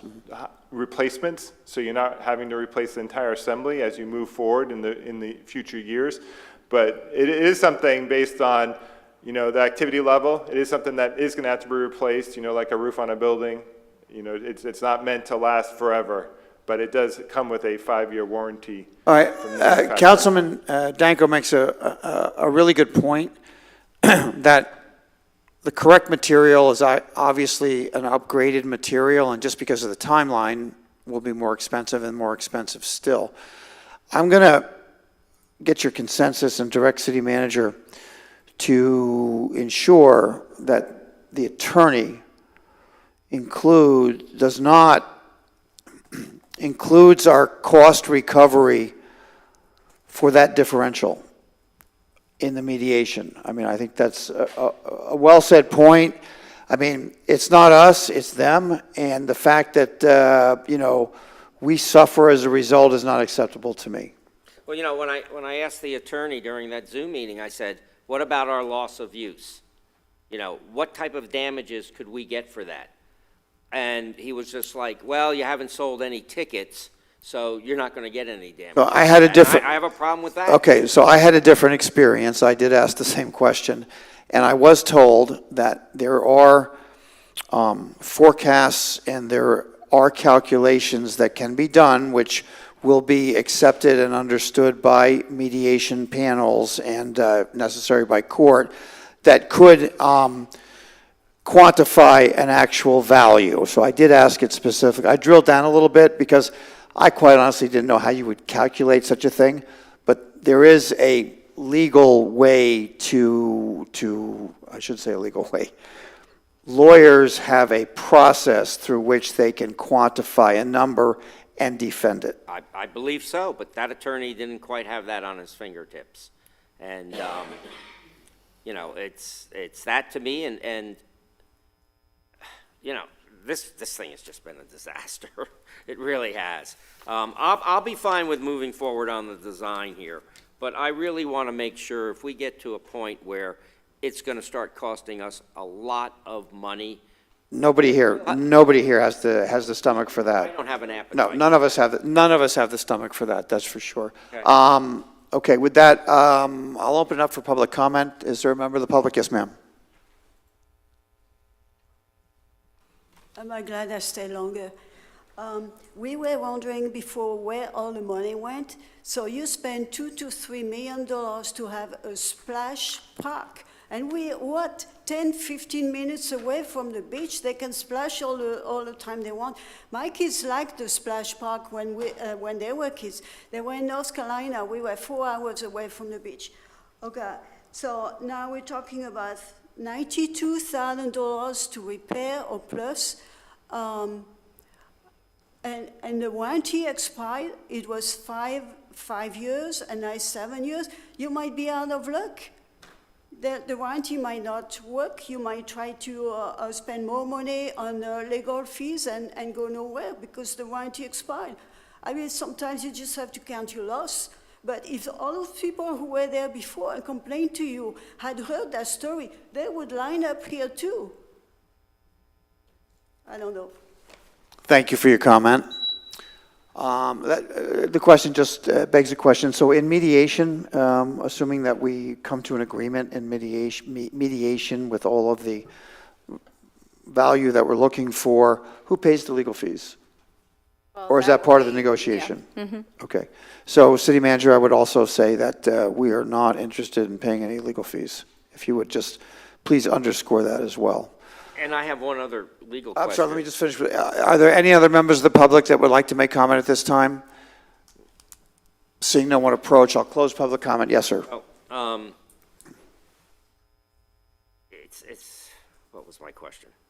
Brain freeze, I'm sorry. Take a minute, that's all right. It was on that legal fee. Oh, yes. We go through mediation. Council, opposing council, everyone reaches an agreement. Does that come back to us for final acceptance? I think the way that we are going to move forward here, and we have to be careful because we're not in mediation. We're not in an active litigation case. So that means any type of discussion that we do with City Council has to be in the sunshine. We can't That's fine. direct. Right. You understand the position that we're in as far as we haven't initiated litigation yet, so this mediation is not covered under that exemption. So what we'll move forward in doing is trying to, the direction we're giving to the city manager here in this meeting, she will use to go in and be the person that negotiates on the part of the city and puts, in addition to the legal counsel, and puts forth what your requests are, what you're looking to recover in the mediation. But during mediation, the builder, the designer could say, okay, Yeah. we're each going to pay $1.5 million, and you, the city, each $500,000. Will you be bringing that back to us before agreeing to it? So I think that what we would do is, and I believe we talked this out, Carl and Laura, what did we talk out with Trevor as the process would be as to that? I don't know that or actually, didn't the settlement agreement come back previously in our other two? There's been multiple Yeah. mediation settlement agreements that are brought back to city council for final approval. So can we request that? Process. So, city council would like to be aware of the different, the phases of the mediation. I realize it's not just a one and done, so if you would update city council as the process. But I would like us to be the final voice on this. Yes, we say we will take it, or no, that deal's not good enough. Let's. Or give city manager direction that, yes, Right. approve it or not, right. I think we're on the same page with that. Okay, Okay. all right. So with that, I would ask for a motion. Motion to approve it. I have a motion and a second. Any further discussion? Roll call, please. Vice Mayor Branquinho? Yes. Councilmember Danko? Yes. Councilmember Finelli? Yes. Councilmember Clufus? Affirmative. Mayor Alphen? Yes. Motion passes 5-0. Counselor, if you would move to number 8, please. This is agenda item concerning the interlocal agreement with Flagler County, a resolution of the City Council of the City of Palm Coast, Florida, approving an interlocal agreement with Flagler County relating to a countywide recreational and parks facilities master plan, authorizing the city manager or designee to execute the agreement, providing for severability, providing for conflicts, providing for implementing actions, and providing for an effective date. Good evening, Mayor and City Council. Lauren Johnston, Assistant City Manager. I am here to talk about POP, which stands for Planning Out Play. We like acronyms in the City of Palm Coast. This is fruitful out of your strategic action plan, specifically the pillar safe and reliable services. The priority reads to identify local recreation demands, including aquatics, fields, senior services, etc., to balance the need for regional activity centers. Also in that priority, it reads to prioritize projects on the Recreation and Parks Capital Improvement Plan, and we are going to do that by this interlocal agreement. The team is represented of City of Palm Coast and Flagler County government working collaboratively. Our team leader is Brittany McDermott out of our Parks and Recreation Department. She is spearheading this initiative and so far is doing a wonderful job, and we look forward to helping her in this process.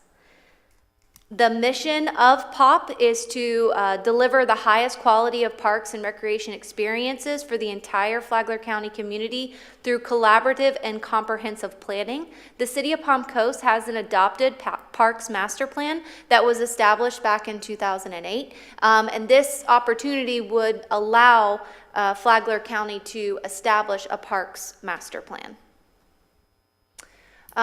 This is also vital for both parties to avoid duplicating efforts and use best practices.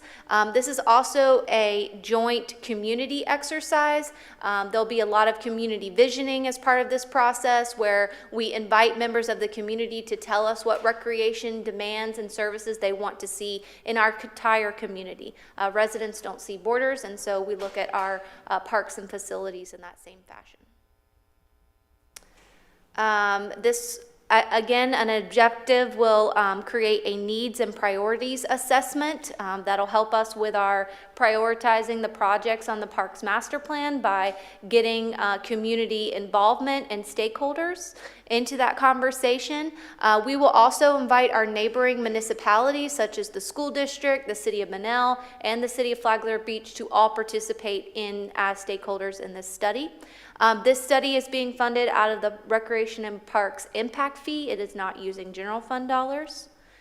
So our next steps is establishing the ILA that is before you tonight and in your agenda packet. The ILA is also on the county's BOCC agenda for tomorrow morning. Our selection committee will initiate an RFSQ and implement a work order, and we hope to get started at the beginning of the fiscal year, and let's play. And I'm here to answer any questions. So this is simply stated a 1+1, meaning city and county equals 3 if we collaborate, work together on one plan, and hopefully we can spread the costs for future items that are derived from the plan amongst the county and the city. Yes. Is that fairly said? Yes, and I believe, Mayor, that it'll help us answer those resident requests of what they want to see in their recreational services countywide. So there'll be a big component of community engagement Yes, in all ma'am. of this to really understand what it is. You know, we heard a broad spectrum of what residents want from this to this and this to this. So this would help us focus and understand what the majority of our residents are looking for to underscore the quality of life by their definitions. Yes, sir. Okay. Questions from city council members? Good. Open up to the public. Any members of the public like to comment at this time? City manager, any comment on this? Because I know that you're a point person and working directly with the county administrator. Yes, Mayor, I'm exceptionally proud of our team and our relationship that we continue to grow countywide and working cooperatively instead of seeing those boundaries that Assistant City Manager mentioned earlier. Very good. So we've had public comment. Motion to approve it. I have a motion to approve. Second. And I have a second, Councilman Finelli. Any other discussion?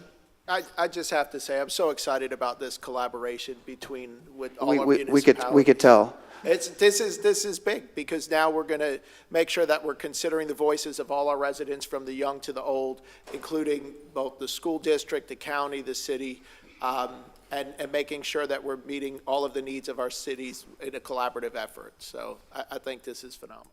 Thank you. Yeah, I'll second that as well. I think you nailed it, Lauren, when you said our residents don't see borders when they're looking for the recreational activities. So just to build on that, I think you're absolutely right. Thank you. Very good. So it's not like the kitchen and pickleball, is that right? You got to stay out of the kitchen and Stay out pickleball, of the that's for Very sure. good. Very good. Okay, with that, let me have a roll call vote, please.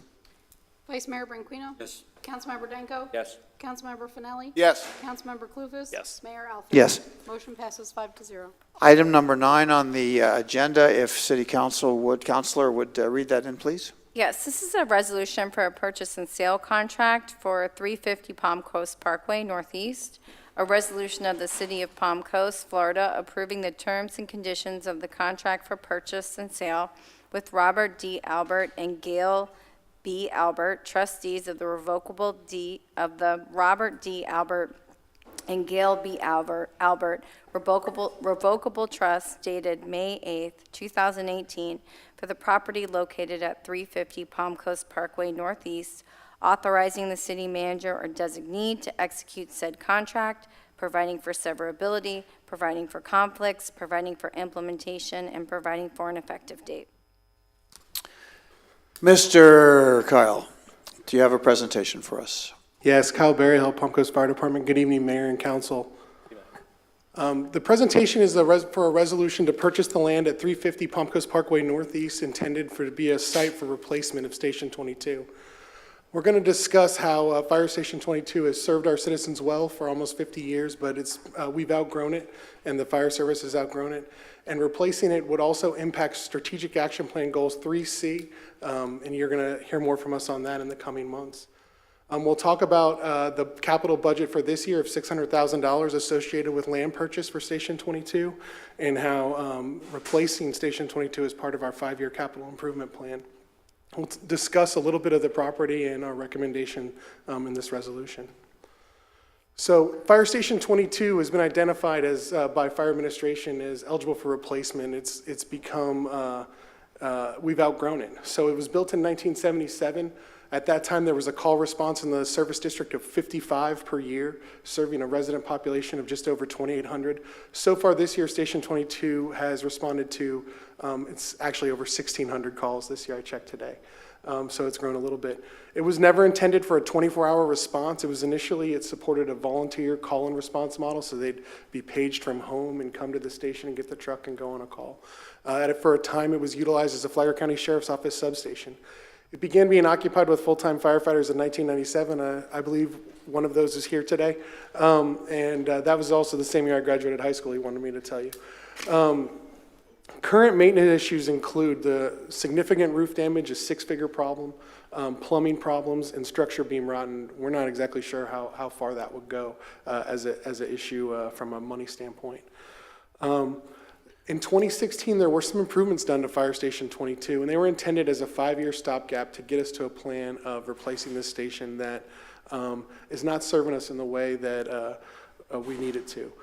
Part of the reason is the size of Station 22. It requires a uniquely, highly customized apparatus, so we pay more to get something that's smaller, that can carry less of the things to save the people's, to help save the people in those situations. Because it's highly customized, it breaks more often, and when it does, it's harder to find those parts.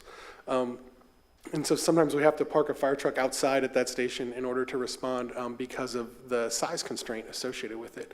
It also poorly addresses firefighter health and safety initiatives such as cancer prevention and firefighter health and wellness. That's something that we're looking at with our other stations and with new station designs. And this photo shows the common bunk area that's shared by 4 full-time staff that provides for little to no privacy. If a person goes on a terrible call and they need to have a private moment, there's not really a place that you can do that at this fire station. So we've identified this station as in need of replacement. It's part of multi-year plans that we've seen, that you've seen before. But in addition to that, part of our strategic action plan talks about that under the safe and reliable services pillar is goal C3, to seek opportunities for the community center to help relieve parking pressures. Yes. As we're doing that, replacing this location will certainly impact that goal. You're going to hear more from myself and Parks and Rec Director James Hurst, we think around December, about some options for that goal. But just know that this action today impacts that part of the strategic action plan. So as we look at what would be an ideal location for a fire station, we need something that's available. So we analyzed the area to determine potential fire station sites. We needed something that was affordable. So our budget that was approved was $600,000 in this fiscal year for a land purchase. We need something that's functional. Potential properties had certain size requirements. There's basic minimums. We don't build fire stations within the floodplain. We need it to be in a good location because we also need it to be strategic. Fire station locations impact response times, and we're clearly in that time business. And you can see we identified 350 Palm Coast Parkway Northeast. It's at the northeast corner of Palm Coast Parkway westbound and Colbert Lane. We'll tell you a little bit more about it right here. The property was available, is listed for sale at $499,000. Some of the other places that we looked at and discussed as throughout the years we were looking for the answer to this question was the Katz building. It was too close to Fire Station 21, and it wasn't really a site that was going to be, we're going to have to build a very narrow 2-story fire station there, and it just wasn't conducive to our needs. We worked really hard with Daytona State College, but we could not work out an agreement with them due to some land constraints that they have, some minimums that they need required. We tried to find a solution that was a lease solution with them. We looked in the linear park area, but the linear park area is part of a land management plan. It's permitted to have passive recreation activities only as part of that plan. That plan ties into a multi-year large DEP grant. And so we didn't want to open that grant up to get that, but additionally, almost all of Linear Park is in the floodplain, so that's not viable areas. But this was, so it was affordable. We commissioned an appraisal, and the land value came in at $435,000, well under the $600,000 budget. Functional, the property is 4.44 acres in total.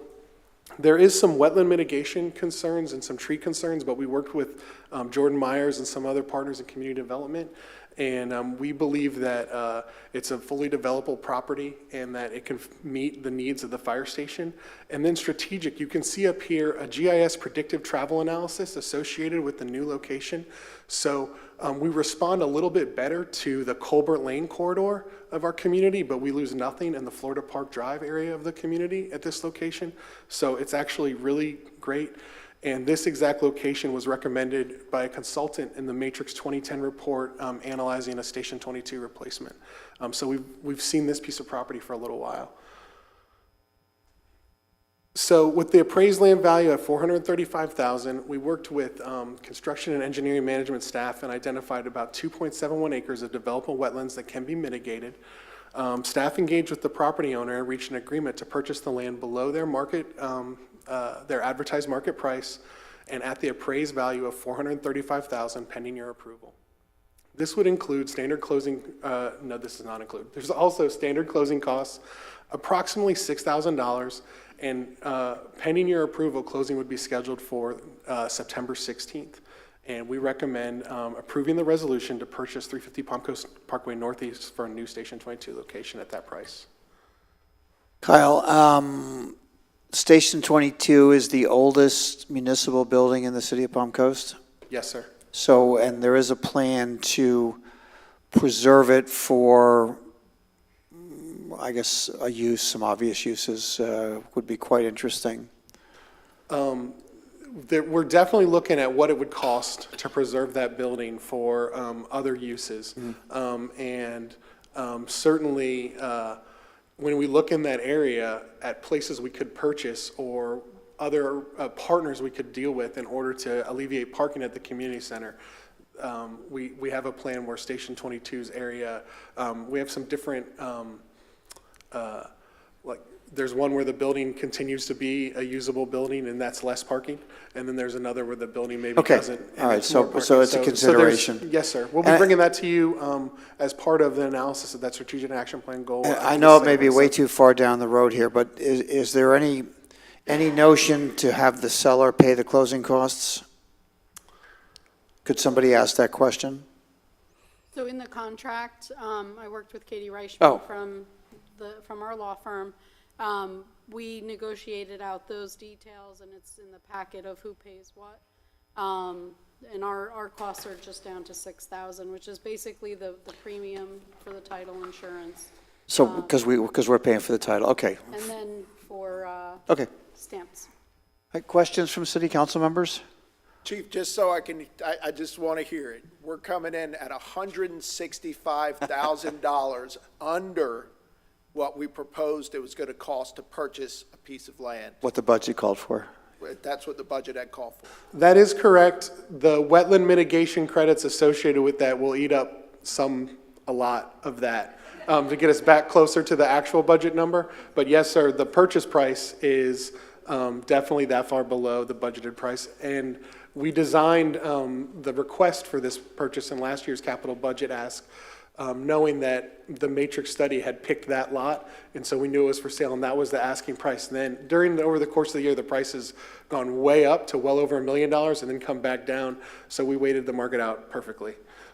And that property will serve the residents of that area in that 7-minute or less call time. Yes, that sir, we're the looking map, for. District 3?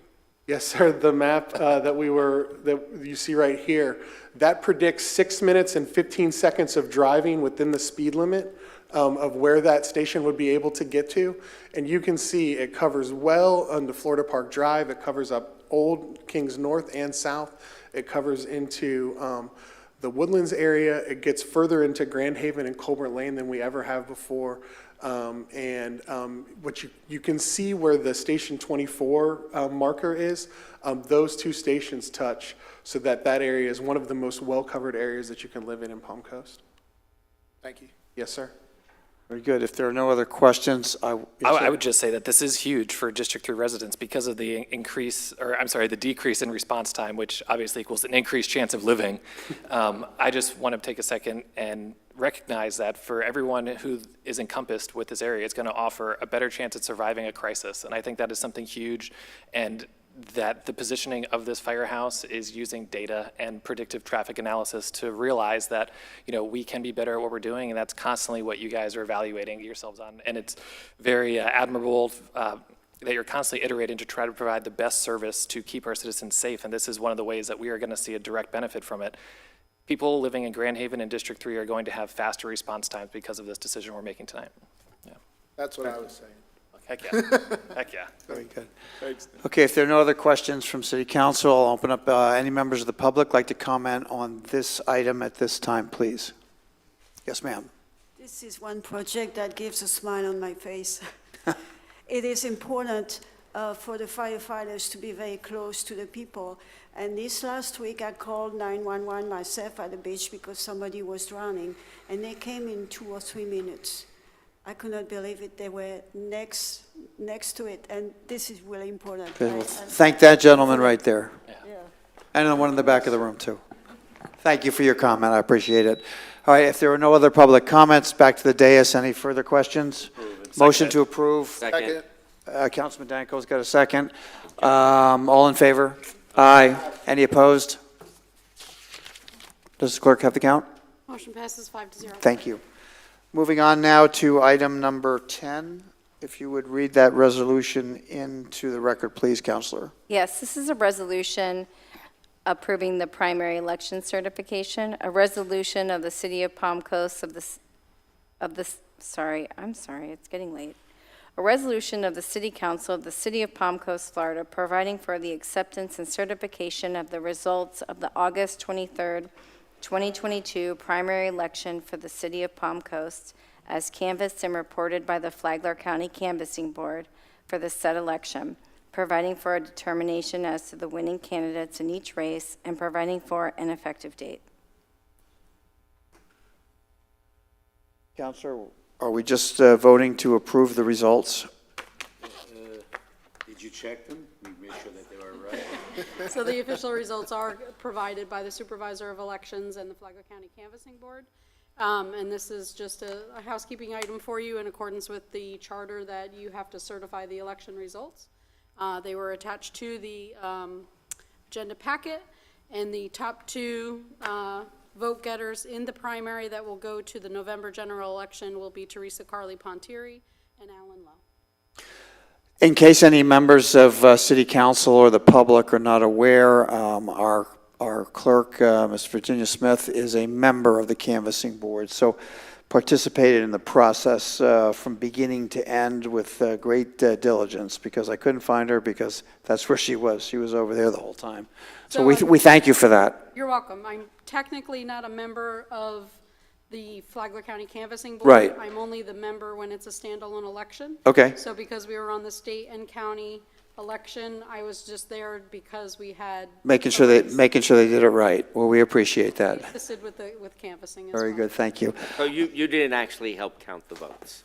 I didn't count them. A lot of city staff were there to help keep the costs low, since our costs are basically nil when we have names on the ballot. So a lot of city staff did volunteer during business hours, and they came and helped open the envelopes and pass them through the ballot machines. Very good. Are there any members of the public that would like to comment on this item at this time? Seeing no one approach, I'll close public comment. We have a motion to approve. Yep. Seconded. I'll second. Councilman Finelli seconds. All in favor, please signify. Any further discussion? All in favor, signify by saying aye. Aye. Aye. Any opposed? Mr. Clerk, have the count. Motion passes 5-0. Very good. We move on to the consent agenda. Next, Counselor? I usually don't read titles on the consent unless there's an item that's pulled. Right, you don't. I'm sorry. My apologies. Does council have any desire to pull any items? And do we do public comment on this? Yes. Yeah, we do. So I'll open up the consent agenda for public comment. Are there any members of the public that would like to comment on the consent agenda at this time? On the consent agenda, so there are the items 11, 12, and 13.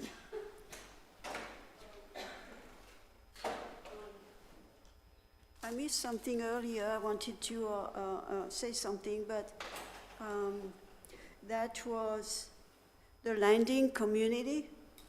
Is that HMO community? That's not on the consent agenda. That item's already passed. Yeah, this is the item. This is just for consent. Item J. There are 11, 12, and 13. There are 3 items there for the consent. Is there a time when I can ask that question? Yeah, next. Thank you. At the end, yes. So if there are no other public comments, I have a motion to approve. Can I have a second, please? I'll second it. Councilman Danko has a second. All in favor, please signify by saying aye. Aye. Any opposed? Clerk, do you have the count? Thank you. 0. And now we move into the final public participation, if you would, ma'am. Yes. Okay, the landing community, is that HMO community? No, HOA. HOA, Oh, age restricted? It was presented earlier that, yes, in fact, it is an HOA okay. community. So when they were asking for help for the infrastructure, what did they mean? Sidewalks? Okay, so for a question like that, here's what I'm going to suggest, if you'll be okay with this. I'm going to ask the city manager to coordinate with you and either get the information or give you the contact for the developer to describe the detail that you're asking about. I don't think we have the ability to answer that question. Okay, because our neighborhood has no sidewalk, and having a new close community where you would pay for the sidewalk and things like that would be a slap in the face of the resident of Palm Coast. That's what I'm trying to say. Has that been decided? Have you decided yet that you would put any money in that? So In the infrastructure of that development? that's not an investment that we are involved with. That's that's when I suggested that the city manager will put you in touch with the person that not only is going to provide the infrastructure, but to pay for it as well. But they would pay for it. They or pay would for it, the not city? us, not the city, not your tax dollars, Not the correct? city. Correct. Thank you. Okay, thank you. I guess there are no other members of the public to comment at this time. Then I would say, city council members. Nothing. Thank you. Not today. Nothing. I appreciate everybody's efforts tonight. This is the budget cycle is complicated, and I appreciate everybody's input and engagement with the public. So we still have another 2 rounds to go, so I appreciate, the professionalism and our ability to get through this very, very much. That's me personally thanking each one of you. Discussion by city attorney if matters not on the agenda. Nothing. And now I leave it to the city manager, if you would. Yes, thank you, Mayor. I have an announcement as part of City Manager's comments. I enjoy the opportunity to share many of our successes and also how we're growing internally to make sure our succession plan is intact and we're recruiting and retaining our talent. You've heard many of those opportunities come forward during announcements, and tonight I actually have one more to provide to City Council that I'm very proud to share. And that is the appointment of Jason DeLorenzo, our Chief Development Officer, to his new role as Chief of Staff. And with that, Jason will be taking on more responsibilities. He's eager to get started. His team and Community Development Department will be spreading their wings, per se, on growing leadership further within the parent department of Community Development Department. But Jason has really prospered and brought a lot of successes in the Community Development Department through his team, taken on numerous initiatives, including the business-friendly priorities set by City Council, and you've heard some of those successes as well. So with that, I just would like to recognize Jason DeLorenzo as our Chief of Staff. Jason, congratulations. Jason, it's been a very long evening. Yeah. You've also just had some very difficult, very difficult dental surgery. So respecting all of that, what we would look forward to, first of all, we wish you obviously congratulations and the very best of luck. We look forward to your presentation as the city manager kind of decrees on what your steps going forward, what your vision will look like. So we'll hear from you when your mouth heals up. Fair enough? Very good. City manager, thank you. Yes, sir. Taking his spot. So to clarify the role, to your point, Vice Mayor, no one's taking his spot. Jason will continue to steward the Community Development Department, but he will continue to mentor his team. Double duty. And that's exactly it, double duty, and taking on other roles through legislative priorities, economic development, those areas specifically. Very good. All right, with that, congratulations again, and motion to adjourn? Yes. Second? Second. All in favor? Aye. Aye. Thank you.